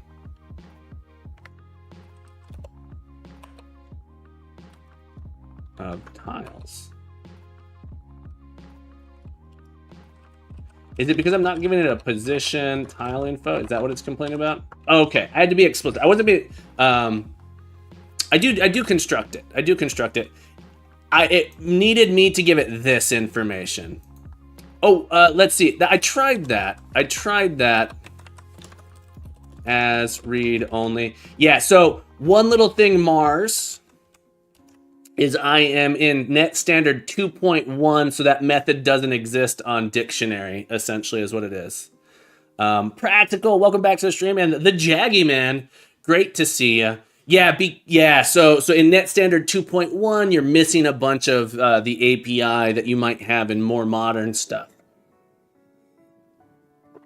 Yeah, I'm still using C# 12, but I don't have Net Standard 8. And the decision to do that has to do with I decided to keep this compatible with Unity in case I decide to build a Unity game with it. Practical, how you been, my friend? Wonderful to see you. Folks, if you guys don't know, Practical NPC, incredible indie game dev working on a game in Godot. Memory is a 2D action puzzle platformer. Kickstarter was fully funded in 3 hours. Go check out Practical NPC, give them some love. Click that little heart. Click that little heart. You won't regret it. Practical, what have you been up to? How are things going? How many push-ups have you done so far this year? How many push-ups? Because you're a push-up machine out there. You're a push-up machine. It's crazy. Blows my mind. All right, let's do a .NET test. Almost at 3K. That's wild. That's wild. A lot of push-ups.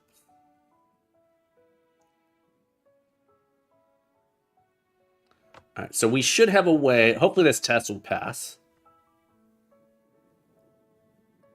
Currently on the market for artists.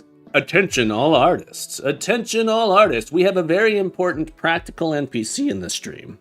Looking for an artist. So if you're an artist and you want to get in on a game there, you should check him out. Okay. So this is working. Let me make sure. Yeah. This test is passing. Let's go ahead and add it. Get status, get add .NET format. Do. Get add. Get commit -m. Feet board should have position to tile mapping. We'll push that up. Let's get that pull request in. We'll get that merged in, so we'll have that in our code. Create a pull request.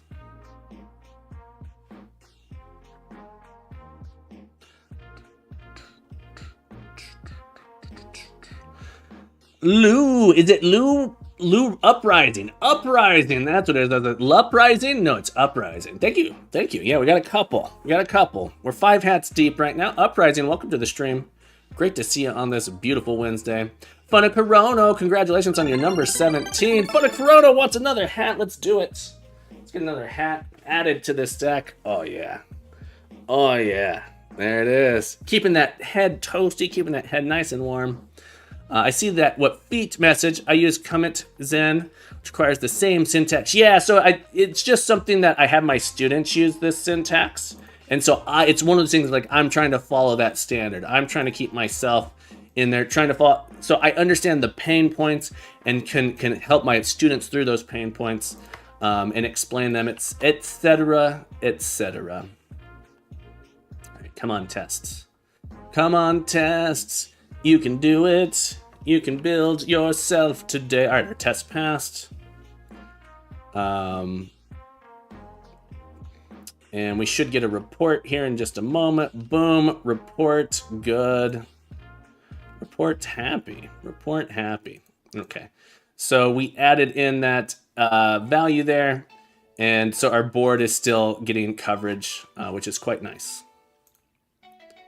Not that 100% code, look folks, 100% code coverage is not a good indicator of whether or not you are doing well. I want to add in mutation check tests. Get pull, get branch, -d13 there. Hit checkout 12, and now we're gonna merge, get merge main, and we'll do a get pull. Okay, so now we have that. That should have closed. Can move that to finished, I believe. Does it automatically move it to finished? There we go. It's like indicating how broken you become. Yeah. So I don't aim for 100% code coverage. I just aim for keeping my own sanity while coding. All right, so now that I have this, on my page, I should be able to, given a board, oh, that would be a nice thing to add in here, to have initializer like that. I want to loop through all of my positions and add in tiles. So my board doesn't have a width, doesn't have a height. I'm going to start this out at just 10 by 10, like this. See, this is the weird, oh, I'm missing a semicolon. See, this is where Visual Studio Code is failing a little bit for me. I'm not getting errors. I'm just getting like weird syntax stuff start happening. So I have to add this in to fix it. There we go. This seems to be working. I do get the error. I don't know. I don't like it. Probably gonna end up using Visual Studio. All right, public override. See, now my autocomplete's not working here. Let's try reloading the window. See if our autocomplete can be back. I'm about to switch to Visual Studio is probably what's going to happen.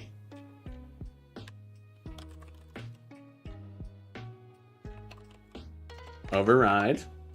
Give me my override lists. Yeah, so I'm not getting... Hang on. I just got to let it load here for a second. Public override. Oh, it's protected override. Okay. On initialized.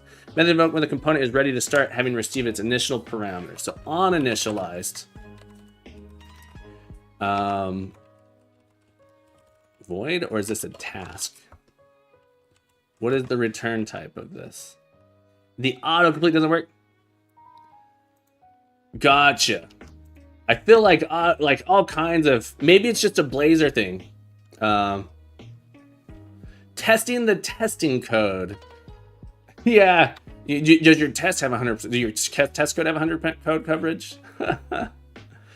All right, so on initialized, I want to have my board dot add. We're gonna do create empty tiles, and we'll do a new rectangle bounding box. We'll do a bounding box that's hang on. Oh, that's right. Our board will be empty. We want to be able to click stuff. Let's add in just so we can visualize it a little bit more. Yeah, bounding box equals new bounding box, new top left.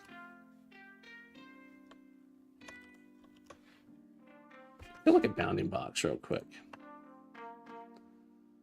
Feel like I should be able to init those. It's okay. New position. We're gonna put this at position 2 by 2.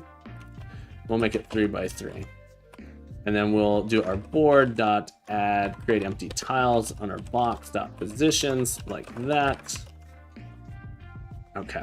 If we replace the test with new test, test the test, we can test of thesis this thing. We can test of Theseus.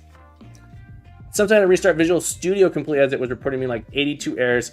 Yeah, I had one time, this is in Visual Studio Code, not Visual Studio, where it's reporting thousands of errors, and it was driving me crazy. So we're gonna add this in here. What I want to do is I guess I need to initialize this here.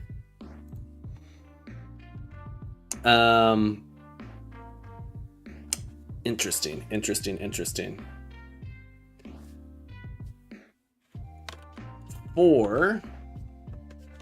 gonna write a method here that's a little bit easier. I'm gonna make a private IEnumerable of positions. All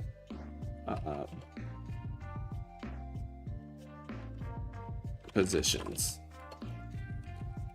And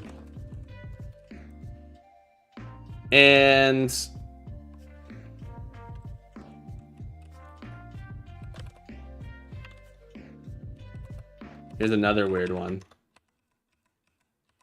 Is it just saying it doesn't like this method? Not all code path return. Okay. Or int y equals 0, y less than height, y plus plus. Or int x equals 0, x less than. This doesn't really matter. Let's just do xy width. Y height, y plus plus, and we'll do a yield return new position xy. All right, so we have an IEnumerable. We can get those out here, and we can do now. I wanted to be able to do a for each position in positions. Okay. And I want to do a div. Oh, this is why I needed. Yeah. Can I give these some metadata so they know what position they are? Class equals cell. So one of the issues here is the positioning of these, right? There's a position of this and styling of it that I need to apply.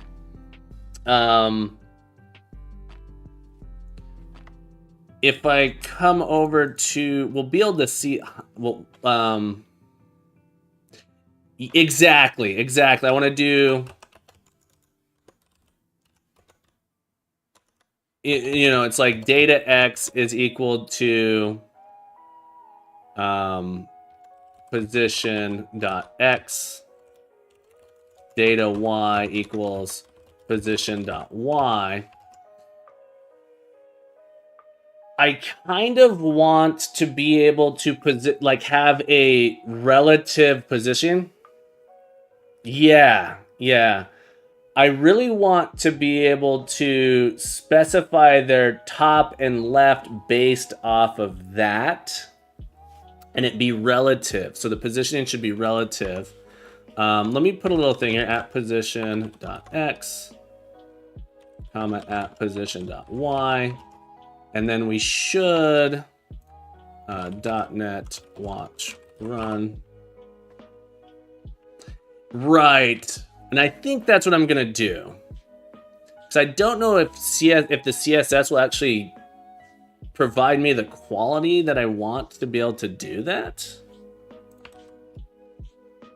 All right. So we get this, right?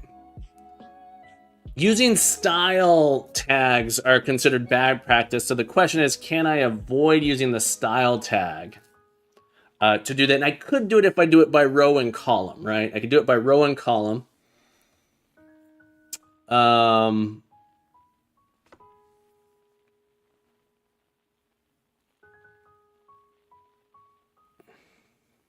one thing that would be nice about this is I actually don't have to go through my grid if I do a relative position. So let's come into our class here. Let's do a cell. Let's do border equals 1 pixel. Border 1 pixel solid black.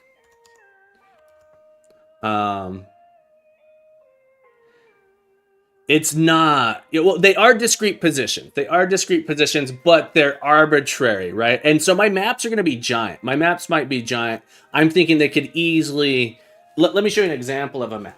They could easily be like 40 wide. And so then doing a class like that, let me switch to my dot cam here.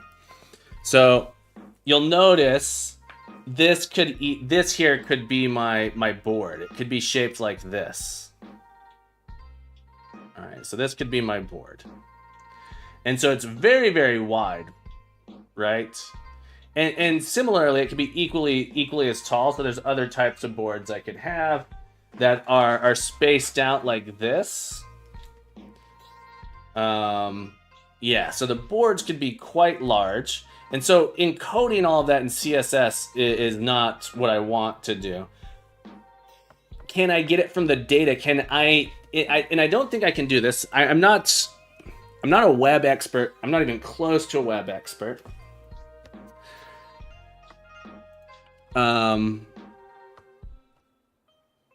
Oh, sorry. This should be dot cell. Really, this should be called tile.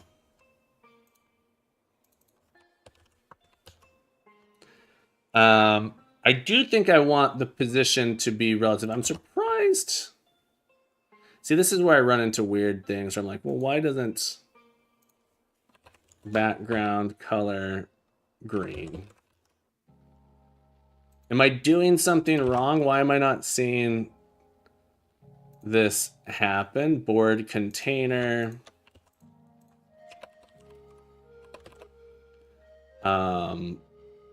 Background color blue. What's going on with that? Enhance.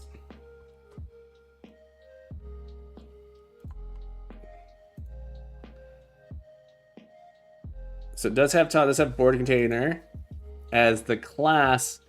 Why am I not getting my backing Razor CSS styles applied? There's one warning. Unable to find a style sheet to updating all local CS file style sheets. Let's see if I were to, I'm curious if I were to do a rebuild here, if it would come through.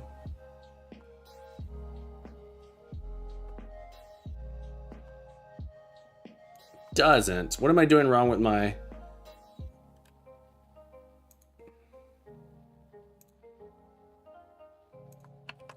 Razor CSS file?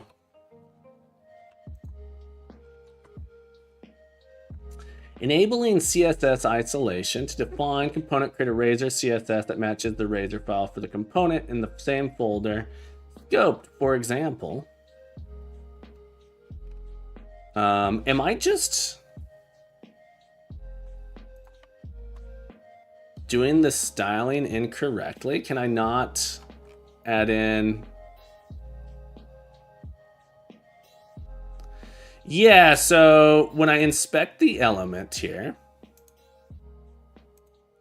I do have the tile class, right? So there's a tile class on here. My question is, where is it getting my styles? So one thing I could test here, just say div, click on the one above the board container. Okay. But yeah, it's not getting any of my styles, right? Board container. Yeah, so I'm like, is this file being seen at all? So am I defining class incorrectly? Background color green.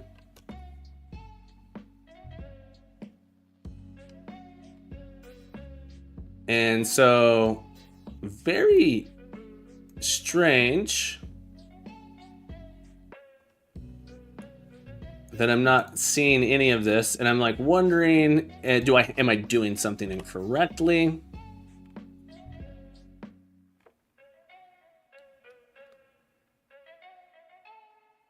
And I don't know why we're not getting Blazor CSS isolation not working.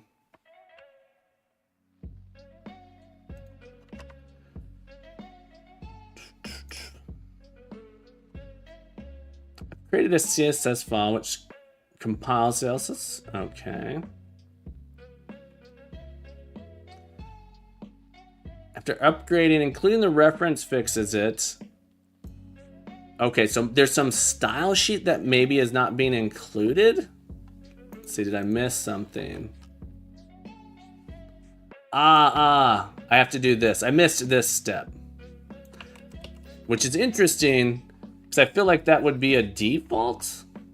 Let's go look at our HTML.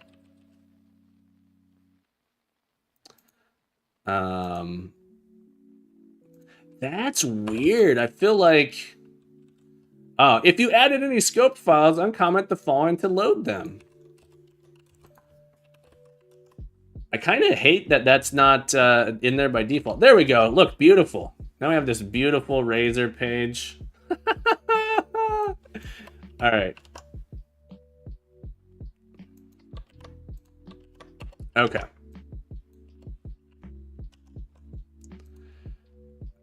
And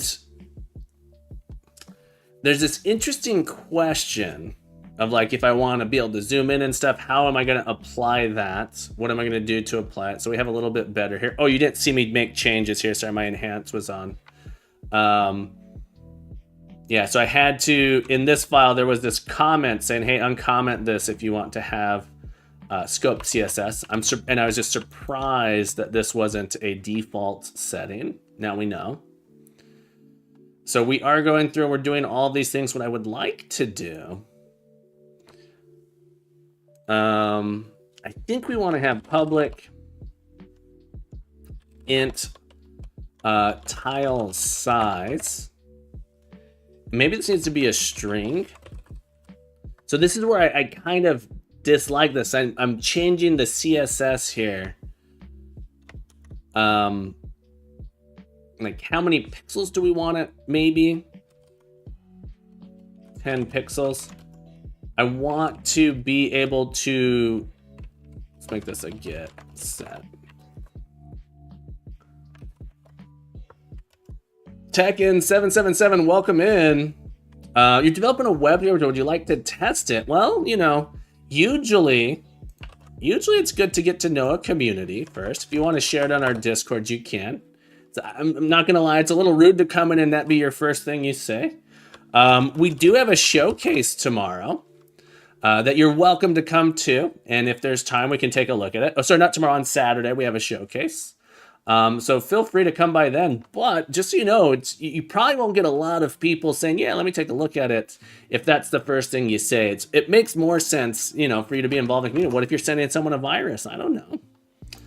What if you're stealing someone's information? It's a little bit dangerous there. All right, Tekken, have a beautiful day.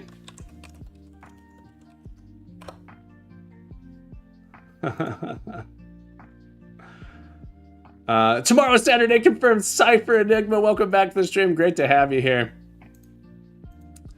All right. So, yeah, let's. I'm wondering if this is something that we should, through our styling, what is the size? I want to be able to zoom in and out. You typically can't dynamically change. All right, so let's do this. You have a salute, Chalks. Chalks, let's check it out. Chalks, I like solutions. I want a solution. Let's check it out. Ooh, padding left. Oh. And so then in our HTML, hang on. Or index, sorry, I was looking around. Style. So we have to give it this X though, in this style. Can we do it based off of a data component? This is interesting. I do like this. This feels like a good start. Our position relative to our parent. Okay. And then let's do our left.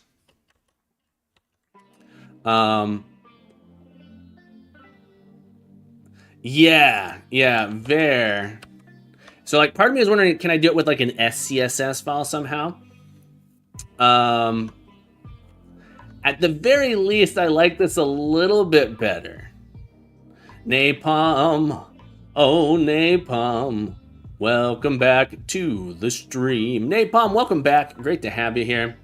All right, so we'd have an X here in our styles, var -sx. Could I? So this is interesting here. But I'm not editing. So it's editing a like variable, right? It's editing a variable, posx. top var pause y. I feel a little less bad. I wish Smab was here to yell at me and say, hey, don't do this. I am wondering if it can do data, right? Do I need to do this style there? So now I know I could do, or I think I know I could do. These should all be relative. Oh, what's interesting is they're not. Selling technique from this awesome demo. Let's take another look at that.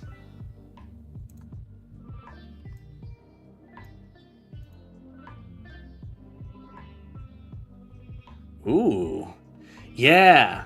So it's like, it's okay. These don't feel as bad, right? These don't feel as bad to me. The dash there, because it's sort of like implying somehow. I'd be curious if this was considered a good or a bad practice. This is cool. I like that. I like it. I like it. Okay. The card itself, if you look at the DOM, it updates the vars on the element as the mouse hovers. It's super sweet. Let's take another look. Yeah. So like the JavaScript is updating the DOM, or in the UI somehow updating it. Very, very cool. Da da da da da. Do do do do do do do do do do do. Do do do do do do do do do do. Inspector Gadget. Do do do do. Thank you. Boo do do. Inspector Gadget. Thank you for following. Inspector Gadget 1990. Thank you so much for the follow. Welcome to the stream. Hope you're having a beautiful day. What a cool name. What a great name. What a callback. Glad to have you here. Okay, so my question is, I would be really curious if I could pull the data object out of this. I'm not sure. Go Gadget coder. All right, style. So we would do pause X. Pause X. I didn't mean to close that there. Colon. Position X. Pause Y. Position Y.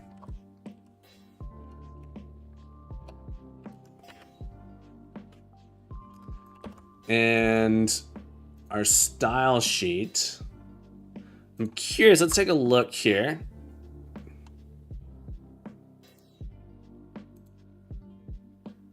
The style is on this. We're still missing.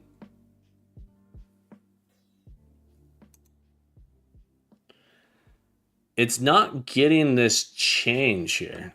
Are you young? Yeah, it's because I need to tell it to refresh. Okay.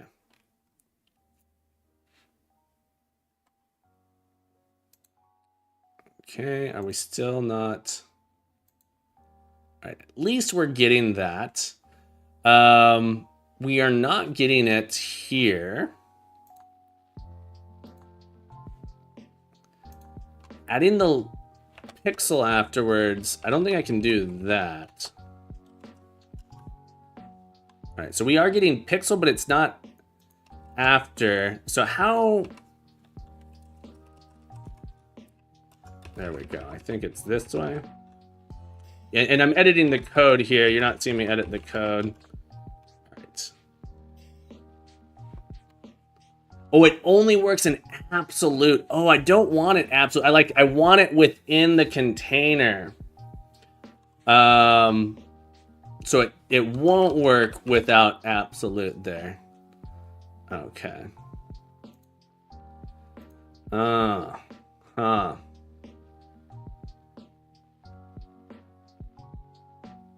Well, this is okay. If I make the container relative, if I move this, let me see if I move this. Padding, border, 1 pixel, solid black. So the question is, if I move this container, yeah, this container feels like it doesn't have any width. 200 pixels, height. 200 pixels. So we have that. And if I move this, though, I think this would be an issue. So I really can't do that with relative. That's fascinating. I didn't realize that. Margin left 50.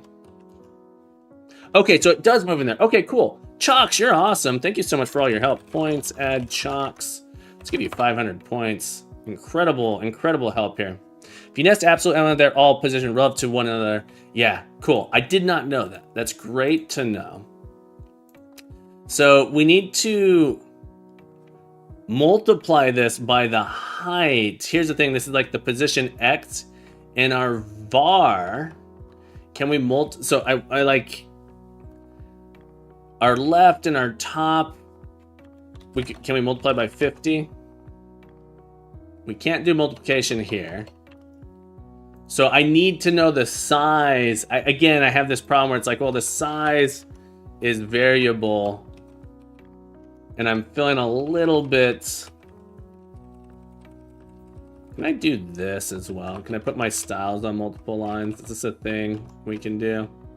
Apparently that is a thing we can do. Yeah, width. Feel a little weird about this. Cell size. Pixels. Okay, so there's a calc I can do. So I would do something like this: cell size, cell size.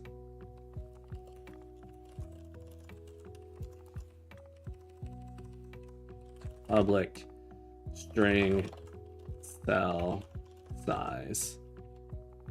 We'll go with an int here and keep this as pixels. Okay, and then in my razor, I could do width, calc. Sorry, this would be var cell size, height, cell size, like that. Mars, enjoy your MVP. Thank you so much for hanging out. Keep coding. Keep growing. Keep being the best you can be. You're welcome back anytime. We'll see you next time, my friend. Have a beautiful day. Folks, if you guys don't know Mars9, be sure to go check it out. Check them out. Awesome stuff going on over there. Working in Godot.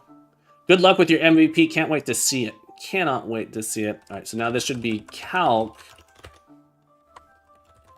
var cell size.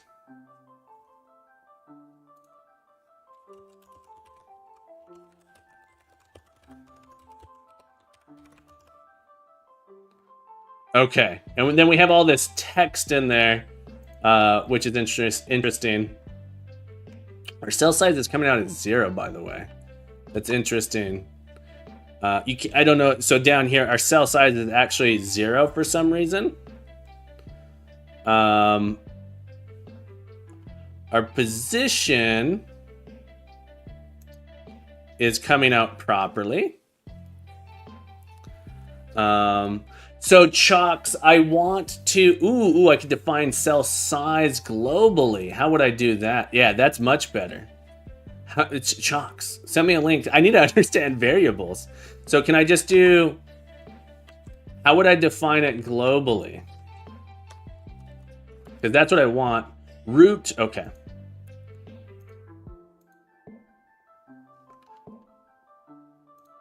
Do I have access? So root cell size. I could do it this way. Okay, and then I would modify that there. Okay, I like this. And then I don't have to have it here.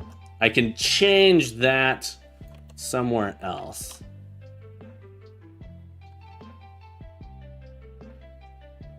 All right, see how it goes. Let me get rid of, let's make these 50 pixels.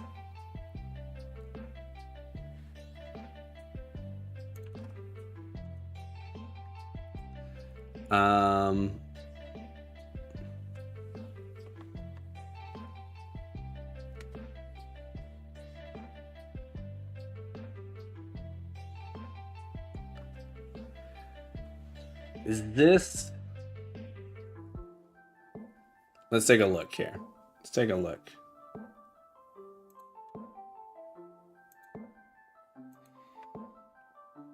It's saying it can't find cell size.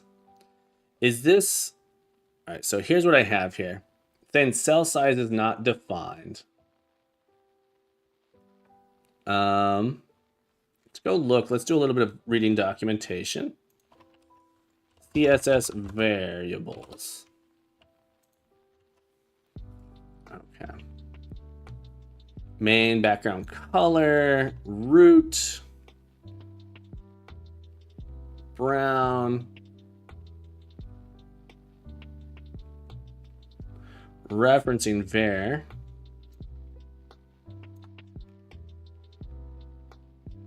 So it's saying it can't find it.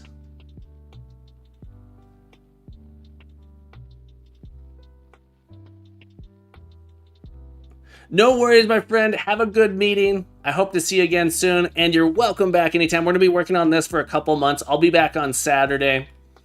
But yeah, we're going to be working on this project for, I think, 8 weeks or so. Okay. I'm surprised.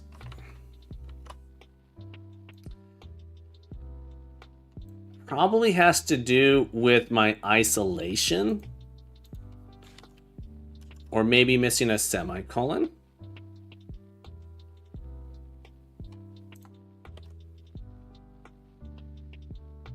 It is a big project for me. I've decided to try some bigger ones. You can only get, right, so I've been, in the past, I've sort of stuck to 1 week at a time. And you can only get so much done. In fact, you can do very little. They have to be really tiny projects. And this project, I'm really excited about the size of it. So cell size isn't working here. Let's see if I make it... Was it working when it was locally scoped is the question. So when I had this... Let's do 50. Almost works. So our left and our top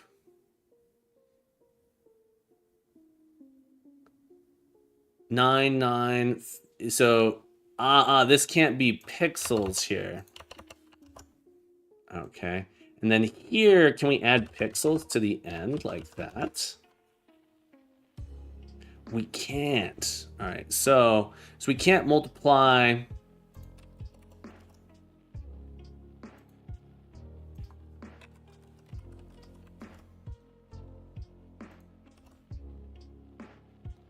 It doesn't like that.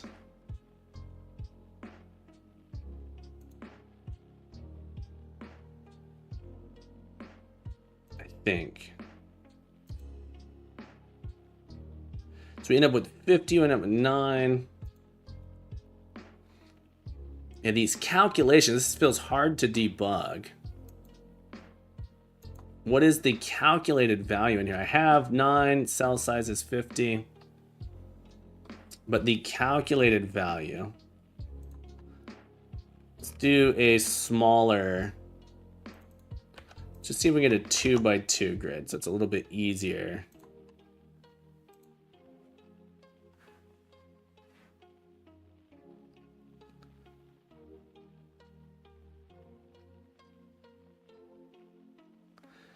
And let's turn off that and absolute, just to see if we can get these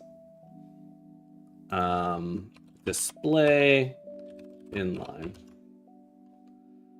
inline block. I'm surprised that their height is not, oh, it's because their height is not being calculated. If I did 50 pixels, I bet that would work. Donnie, wonderful to see you. I feel like it's been a while. Donnie, how the heck have you been? Art, how have you been? It's great to see you all. Welcome back to the stream. So what I want to understand is, can I do calc 50 pixels times 3?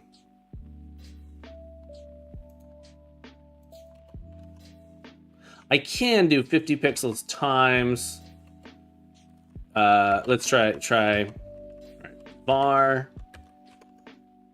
position X times 50 pixels. I can do that. Okay. Var cell size. Oh, and you guys can't see my code. I apologize. I've been absolutely wonderful. I watched CC because of his attitude, Snabble. I'm glad you like my attitude. 2 pixels here. Okay. So this looks like it might be our ticket here. Thank you for that. JD, welcome back to the stream. It's wonderful to see you as well. I hope you are having a beautiful day. I know sometimes it's hard to have beautiful days, but I hope you are having a beautiful day. All right, so we have that showing up here. And JD, I think you do web stuff, so you might actually be able to help me out a bit here, because I am not a Webster by any means. Not a Webster by any means. So I am struggling a little bit here. So I am trying to get this variable, this CSS variable, to be visible here, and it's not having it. It's not having it. That CSS variable doesn't appear to be accessible, and maybe I'm just misunderstanding how to access root variables. Okay, so I want to define a root variable that is the size of my cells. So I have a cell size here. And it cannot seem to access that. And it perhaps is because I'm doing CSS isolation.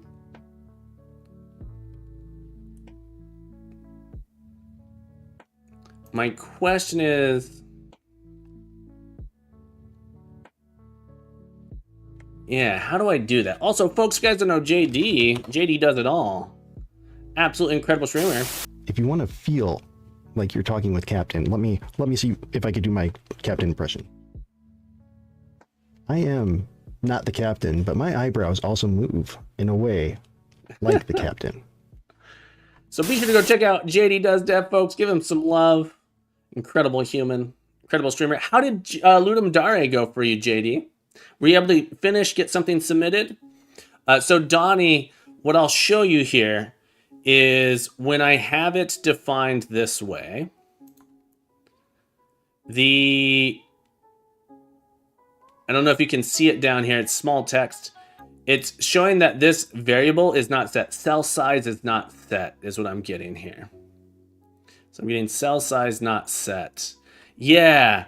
And if I put it on, if I put it directly on the element, it works out. So if I put it directly on the element, can find it. It's when I try and make it a global value, which is what I want. I want it to be a global value so I can modify it easily. Sick on money. Oh, I'm sorry to hear that.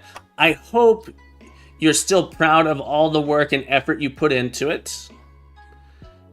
I hope you're still proud of yourself for that, and you should be. I'm proud of you. Using a prefix of 2, a custom property prefix with 2 dashes followed by the property name, and the property value can be of any valid CSS value. Yeah.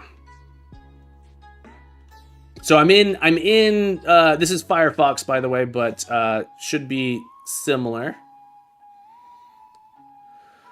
So, sorry to hear that your laptop fan is acting up on you, Art. Do you stream from your laptop? Hopefully that hopefully a new one will help you out there, get it working. Yeah, so you'll see here, the inspector doesn't see cell. What's in the CSS?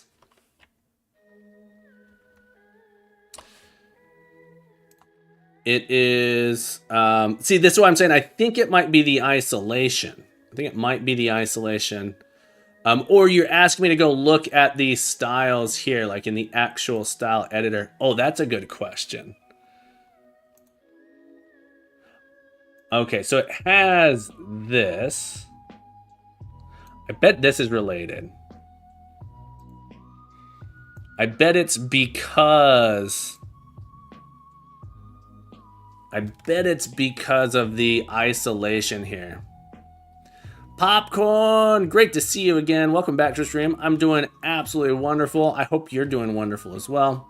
Work on the laptop, stream the image to another laptop. Okay, so you have like the screen capture thing set up. A lot of people do that. That's unfortunate. I hope your new laptop comes and is able to resolve quickly. Let me see if I move this into our... So the question I would then have would be, okay, how do you access... Let me move it into our raw CSS here. Yeah, so it's the isolation. It's the isolation. I'm wondering if Blazor isolated CSS variables.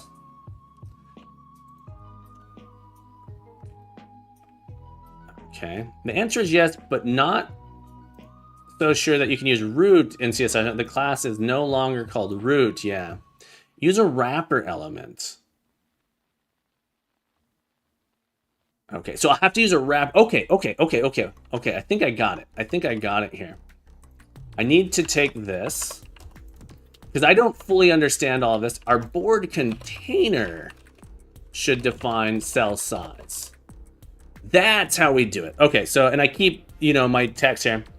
All right, so I can isolate it in my board container. So this is, I'm learning about CSS variables. I'm not a common web developer. It had to do with the isolation renaming. So I can put it in this board container and have it here. Yeah, adds a hash to end of everything. So there's a little bit of a trouble there. This fixed it though. This is what I want to do. I can set the cell size here. All right, so now in my editor, I don't have to include the cell size. In my JavaScript, or in the thing that interacts with it, I can likely change the cell size easily here, like so. I'm having a great time with .NET's Blazor enhancements. It's fast. It is lightning fast. There we go. Another question I have for you CSS experts out there is, can CSS see data bindings? So if I did a data pos x equals at position dot x, is there a way for my CSS to read this rather than the style variable? So I've done this. Can I would like to be able to define it that way. And then rather than doing var pos x, can I access this data value? And if so, how do I do that? Also, JD points add JD. Thank you so much for the help. 100 points add Donnie. You guys, thank you so much for the points here. Okay, so you're saying that I could do here this. I want to be able to have it as part of the calculation, not as an accessor. I need it to be part of the calculation here.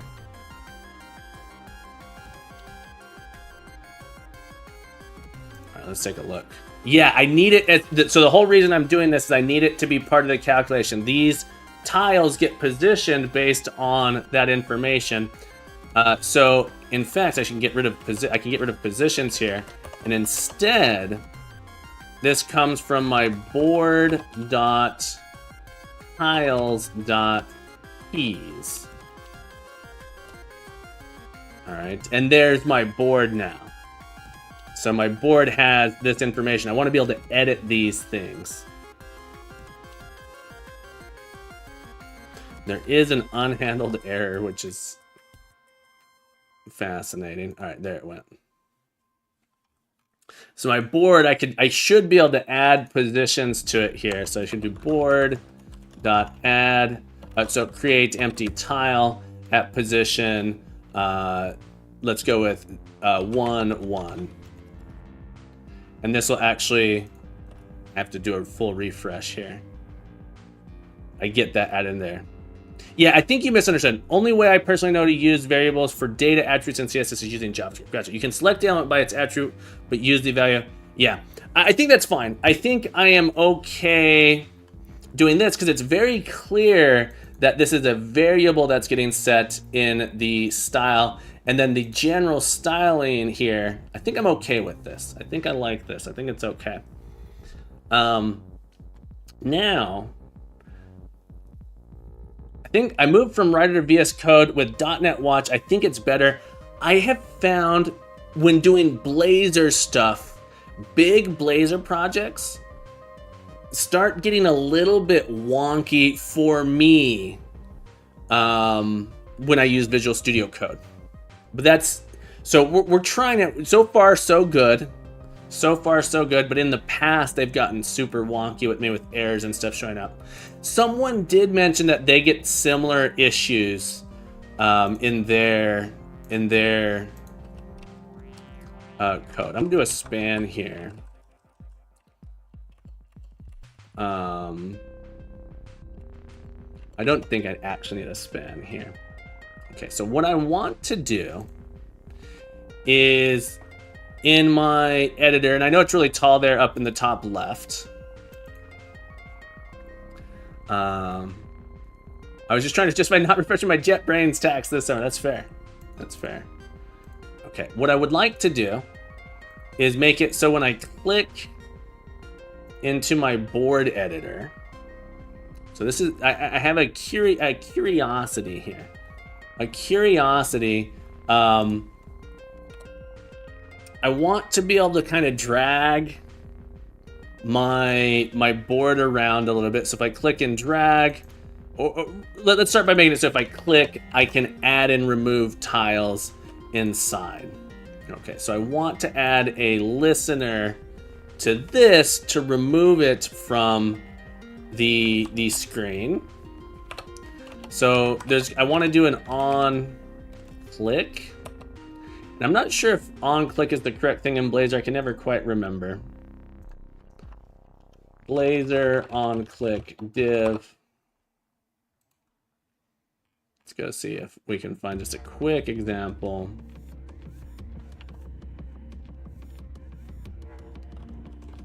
Blazor on click div.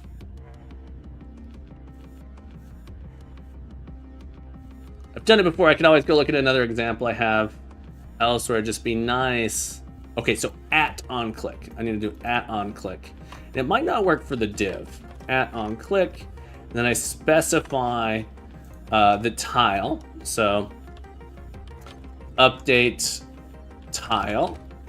Or we'll do click select tile. And then it will be position here.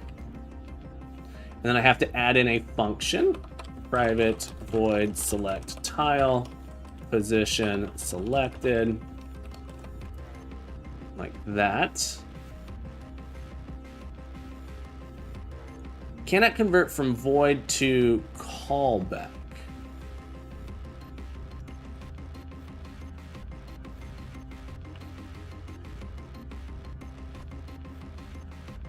Mouse event. Okay, so I must have to do something like this.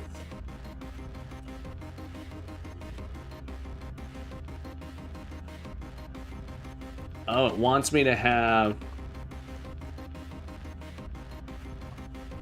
I need to do this. That's what I need. Yeah, I need to say, ignore the mouse click, just pass on, propagate that in here like this.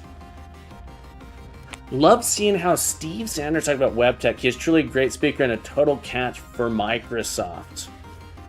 I've heard really good things. I don't recall a specific thing, but I've heard things. So just to test it out, I'm gonna do a board dot. Ooh, my board doesn't have a remove tile, so I need to have a remove title. He's the dude behind Blazor. Very cool. I gotta look up Steve Sanders. I'm gonna add this to my reading list. Steve Sanders. Let's.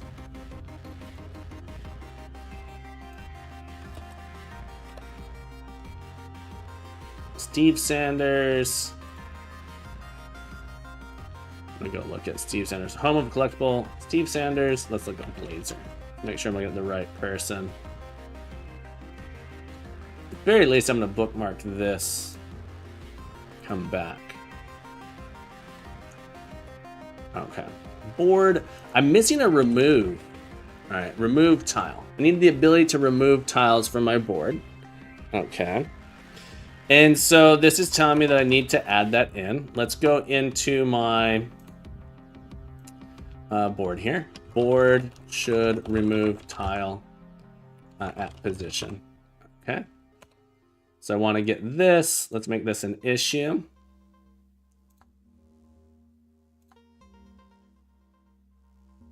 He's like the rich hair from Microsoft. Cool. Pretty big then. Pretty big, pretty important. Okay. So let's do a partial commit again here.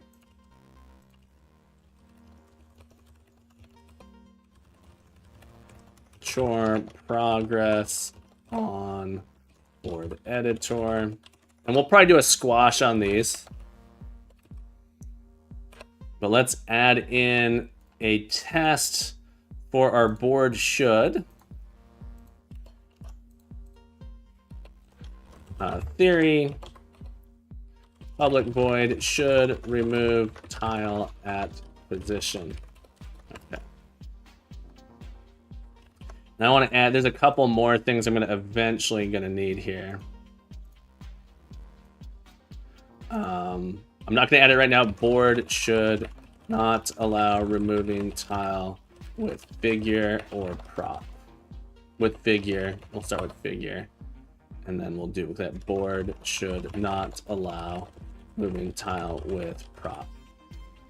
Or there should, like, there's some thought has going. If you remove that tile, does it remove the figure as well? Does it remove the prop? So there's some thoughts. At least by having this, we will need to do that consideration. All right, so we're working on board should allow remove tile because that's something I need to continue working on my editor here. All right, so let's create a board. Board under test. Under test.add empty create empty tiles. Okay, and we'll do a new bounding blocks. New position from top left, and we'll make it 3 by 3. All right, so we're gonna create a board that's 3 by 3, and then we're gonna pass in a position to remove. Okay, and so not tile. It should be under test dot remove tile at x y. So this is the thing that we're testing. This is the action. And then we want to say that under test dot tiles should contain count. We should now have 8 tiles. We started with 9, we should have 8, and under test dot tiles that should not contain key. All right, let's do keys. Should not contain, and then the new position XY. Okay. Interested that count dot should be 8. Okay, so this is our test. We create a grid, 3 by 3 grid, we remove one of the tiles, and then we should only have 8, and the one that we removed should be missing. To create this for a couple positions, let's do 2, 1, and 1, 2. Just test those out there. And now let's add in this remove tile. And to remove a tile, we're just going to do tiles.remove new position XY. Like that.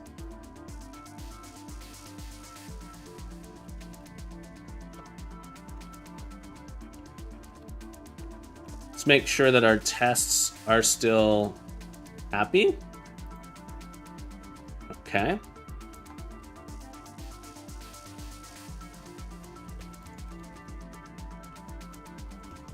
We'll do a pull request. We'll let this build. I'm gonna go get some more bean water, and then we're gonna continue our adventure.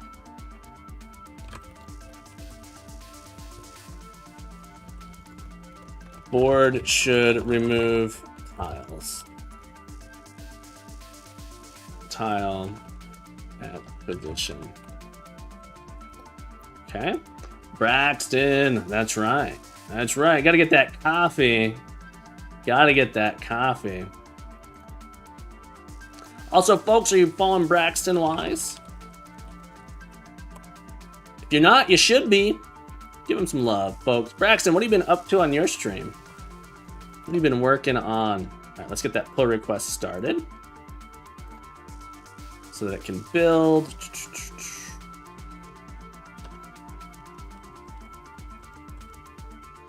Pull request.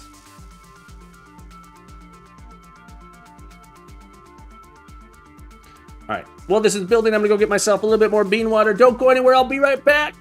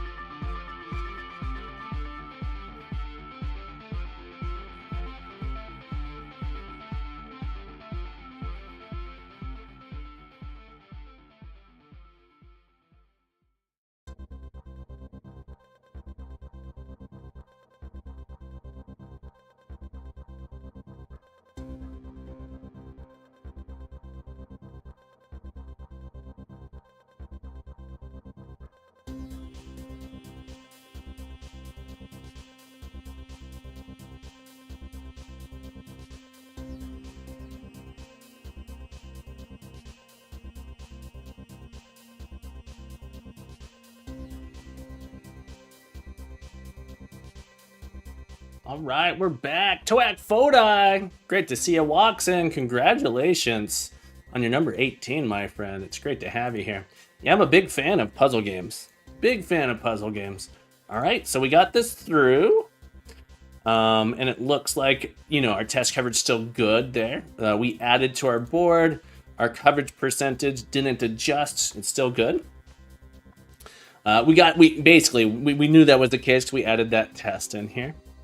More of anything is just a sanity check in case anyone wants to contribute to this project. In case anyone wants to contribute to this project, you can contribute to this project on GitHub. Open up issues. Add your own code. This is an open source project. It's a community project. We're working on it together. Let's check out my main branch, git pull.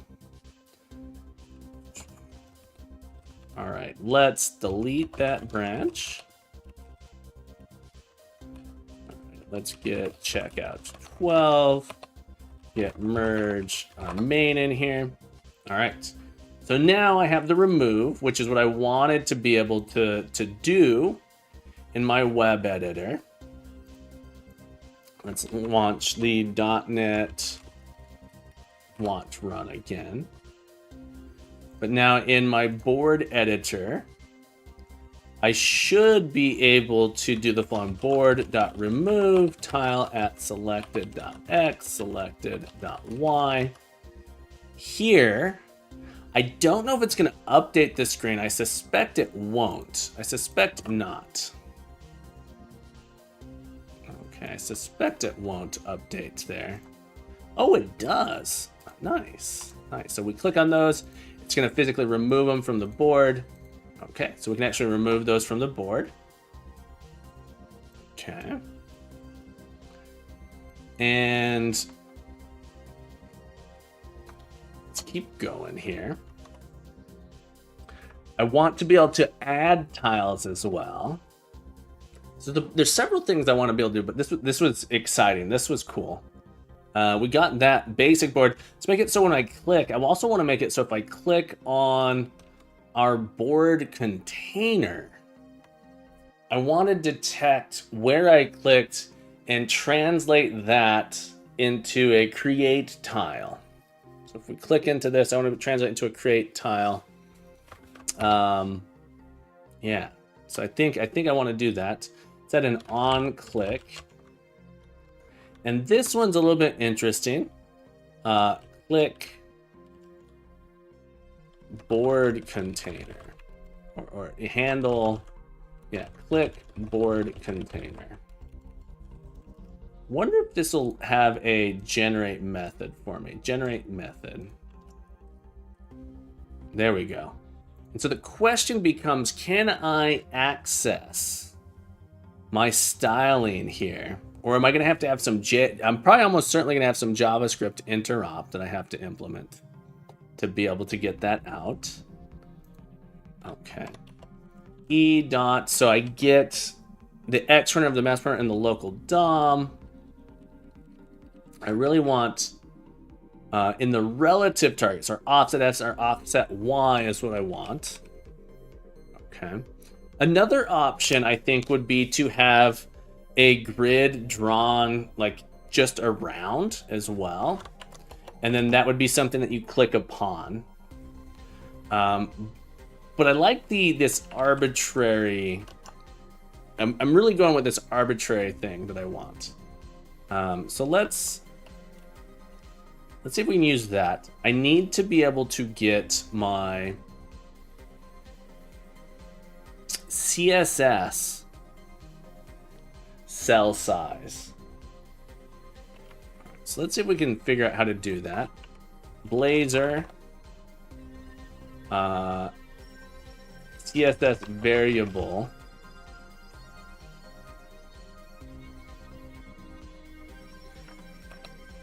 Can I access? How do I change the CSS value directly in Blazor?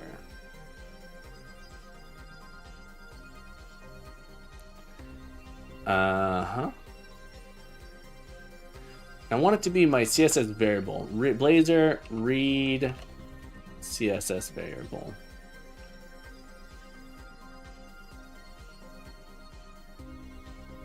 Create a style, use inline to map to C# variable. I don't. Oh, I guess I could do that. Oh, that's a thing I could do. Okay, so remove this here.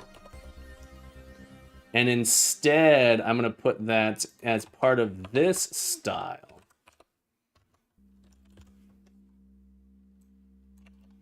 Yeah, style equals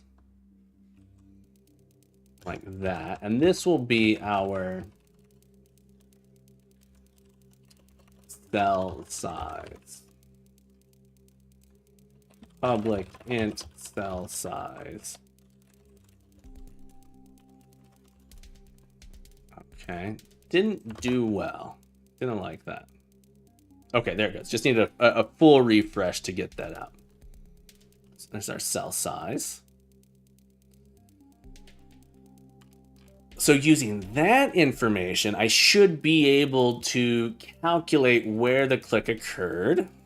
So let's do a e.offset x divided by our cell size.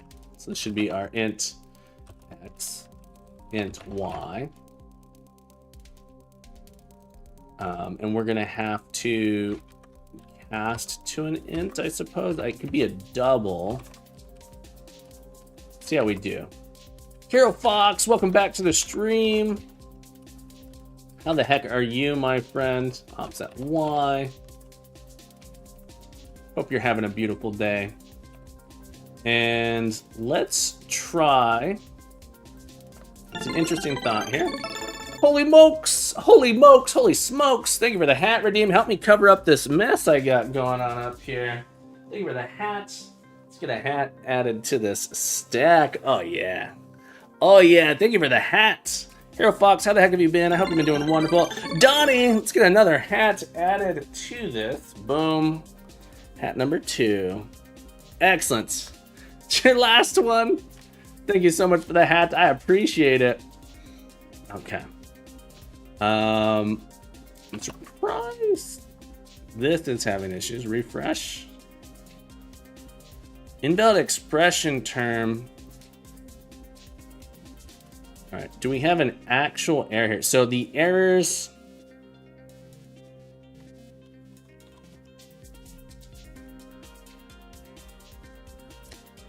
Congratulations on number 20, JD. Not bad.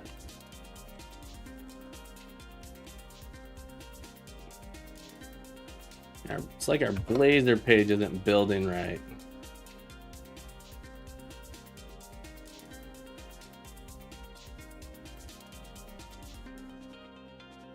Okay. Yeah, this drives me nuts. Okay. Okay, so everything was actually fine. It was just... Yeah. Visual Studio, building Blazor things can be weird. So what I want to do is, can I do board dot create empty tile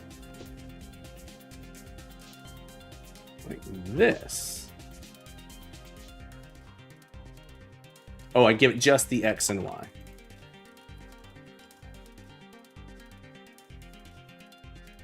All right. So I can click in here. So what's interesting is that it's adding this one at 0, 0 gets added. When we click on the thing above, I'm curious what that is happening there, what's causing that. But we can click to add tiles. Removing them adds 0, 0. I don't understand that. And then there's some error that's happening. An item with the same key has already been added. So yeah, it's trying to add 0, 0. When I click on one of these, I think I just need to intercept and say if there is a, if that key exists. So board.hasTile XY. If then we do nothing. Let's try that.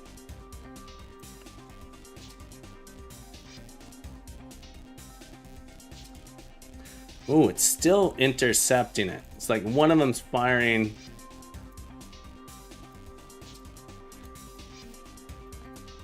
That is super bizarre, super peculiar.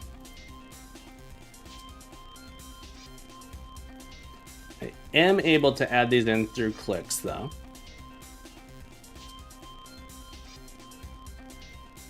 And it's only if I am clicking in the map. So like if I had stuff out here to interact. So the size of that is going to be important. 0, 0 is interesting. I don't quite understand. All right, let's add in a console.write line. E.offset x. Click. E.offset y.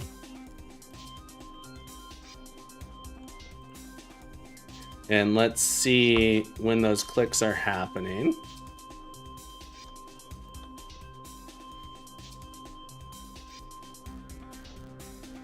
So I am getting just a raw click there, which I don't...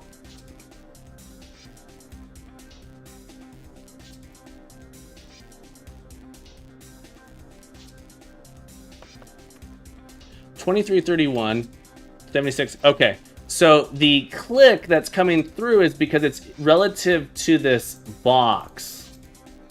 So when there's an element there and I click in it, the E there, okay. So what I want to say, what I want to check in on is I need to make sure that the thing that we're clicking, the E, the element is our board container. All right, and if it's not, we need an E dot. I want to detail the count of consecutive clicks. I want type, get or set the type of the event. Details. That's interesting. Transform point. I mostly care. What's interesting, it doesn't have information about the element that was clicked.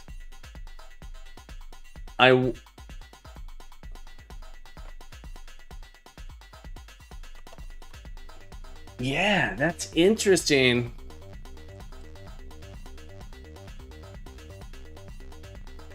Should be in DOM coordinates.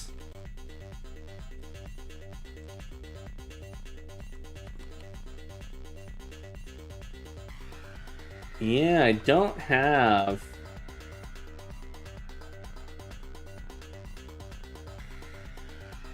information about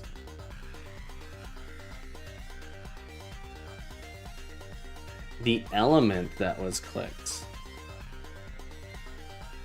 which is super disappointing. So I may need to do the following. I could potentially do the following. Remove the select tile from here. And instead, based on this click, calculate. Oh no, it's still gonna give me the relative click, I think. So even if I do this, let's find out. Oh, I took out my debug line. Console.write line, click.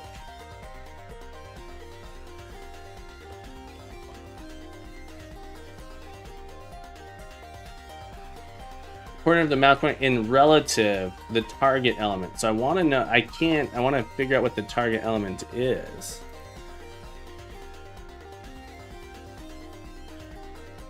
I'm not getting output. There it goes.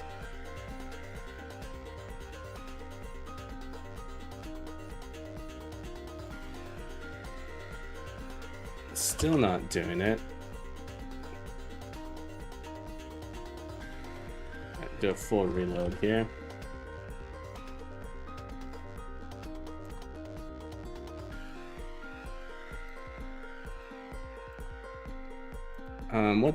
What the heck? Console.write line? Because I'm doing a write, not getting a flush. There it goes. Yeah, it still is relative to the target element. E.target. I want to get the target.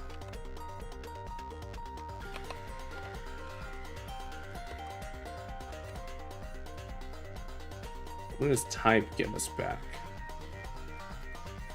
It's just a click.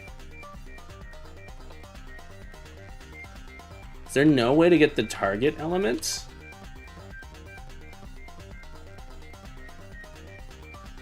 I might have to write some JavaScript and then have the JavaScript forward that to us. Oh, that's annoying. The alternative would be to have invisible cells displayed in our board. So our board will have a pattern filled inside of it. That's something else we could do. That's really, really annoying. Do you mean SCSS? Or what's SAS? I feel like, is that SAS? Okay. I believe so, yes. I believe you can.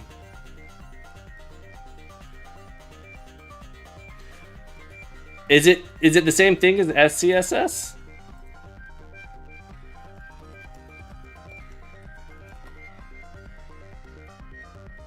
Okay.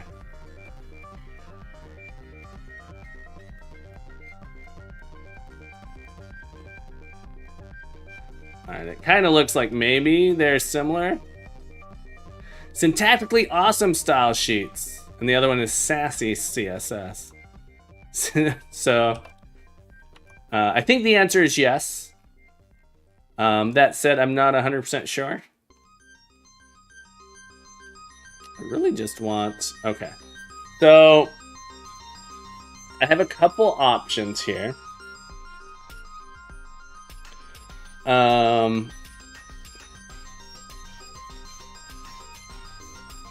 Can we interrupt?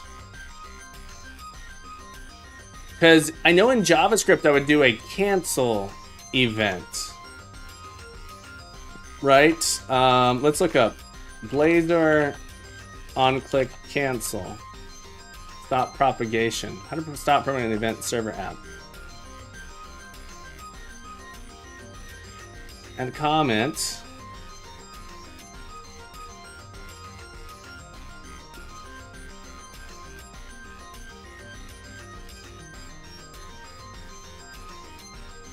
JD.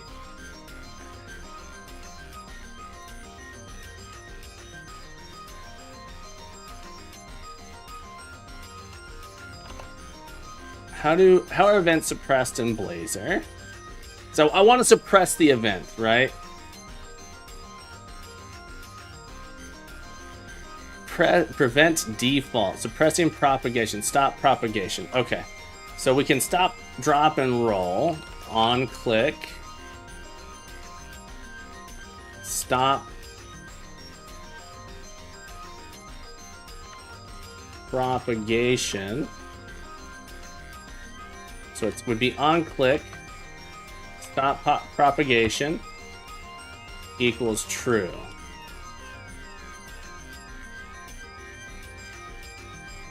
And of course, the debug line there, it's gone again. There we go. Okay. All right. So we can add these in. We can remove them. Easy peasy, really simple, dumb board editor. We can make our board, let's go with width calc 10. I suppose I could do var width times var cell size.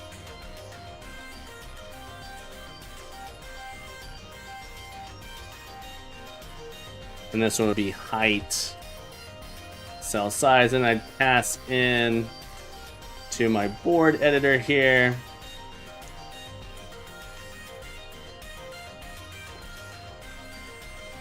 Cell width, sorry, this would be width,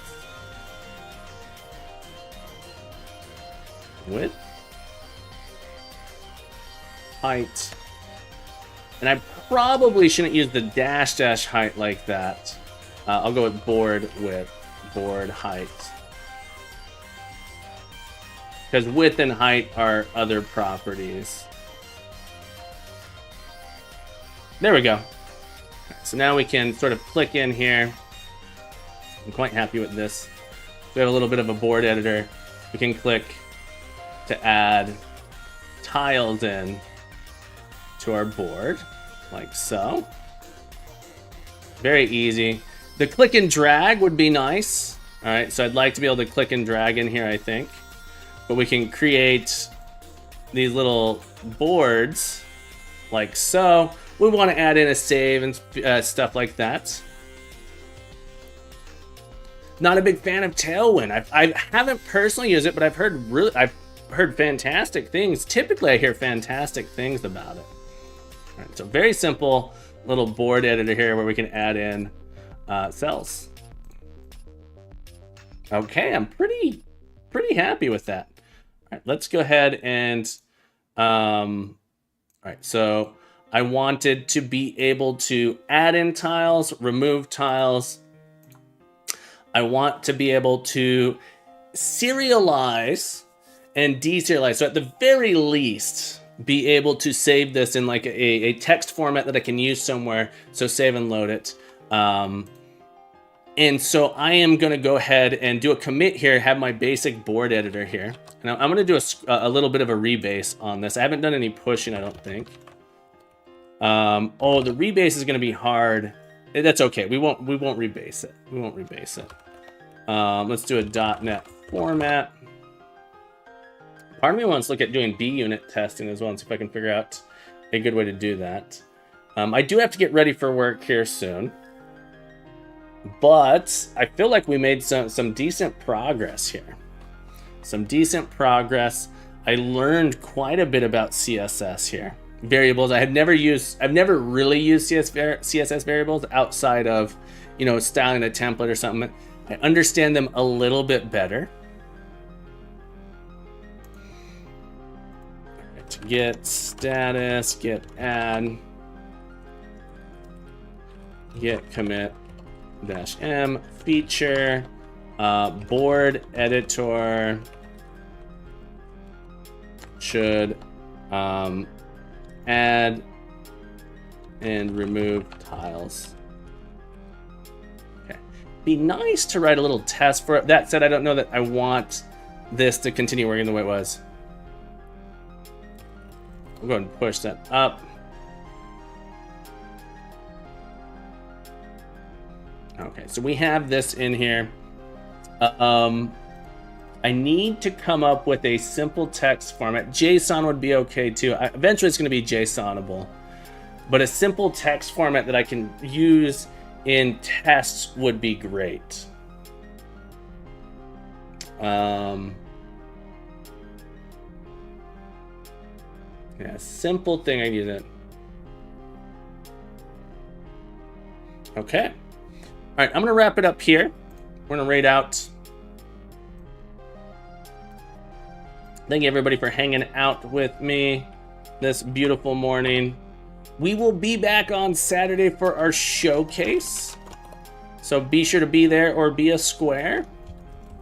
You can join us on Discord. And don't forget about Mechanically Challenged. So love to see some more people doing Mechanically Challenged. I think we have 6 or 7 people so far. Win $50 just by, you could win $50. by doing a mechanically challenge for us. Let's see if we can raid out. Probably gonna raid Jackie Codes, I think. Let's see. Me Megatron is playing games, it looks like. Connie Dev's always awesome. Jackie Codes, open world survival game. All right. Any strong feelings about Jackie Codes or Connie Dev? We rated full box yesterday. Timbo Day. Let's go raid Tim Bodette. Unless someone has strong feelings about Jackie Codes or Connie Dev.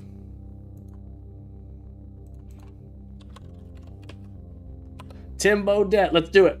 All right, folks, thank you so much for hanging out. Remember to keep coding, keep growing, keep being the best you can be. You're welcome back anytime. I will be back on Saturday. I'll see you there. Be there or be a square. Have a beautiful day. Bye-bye.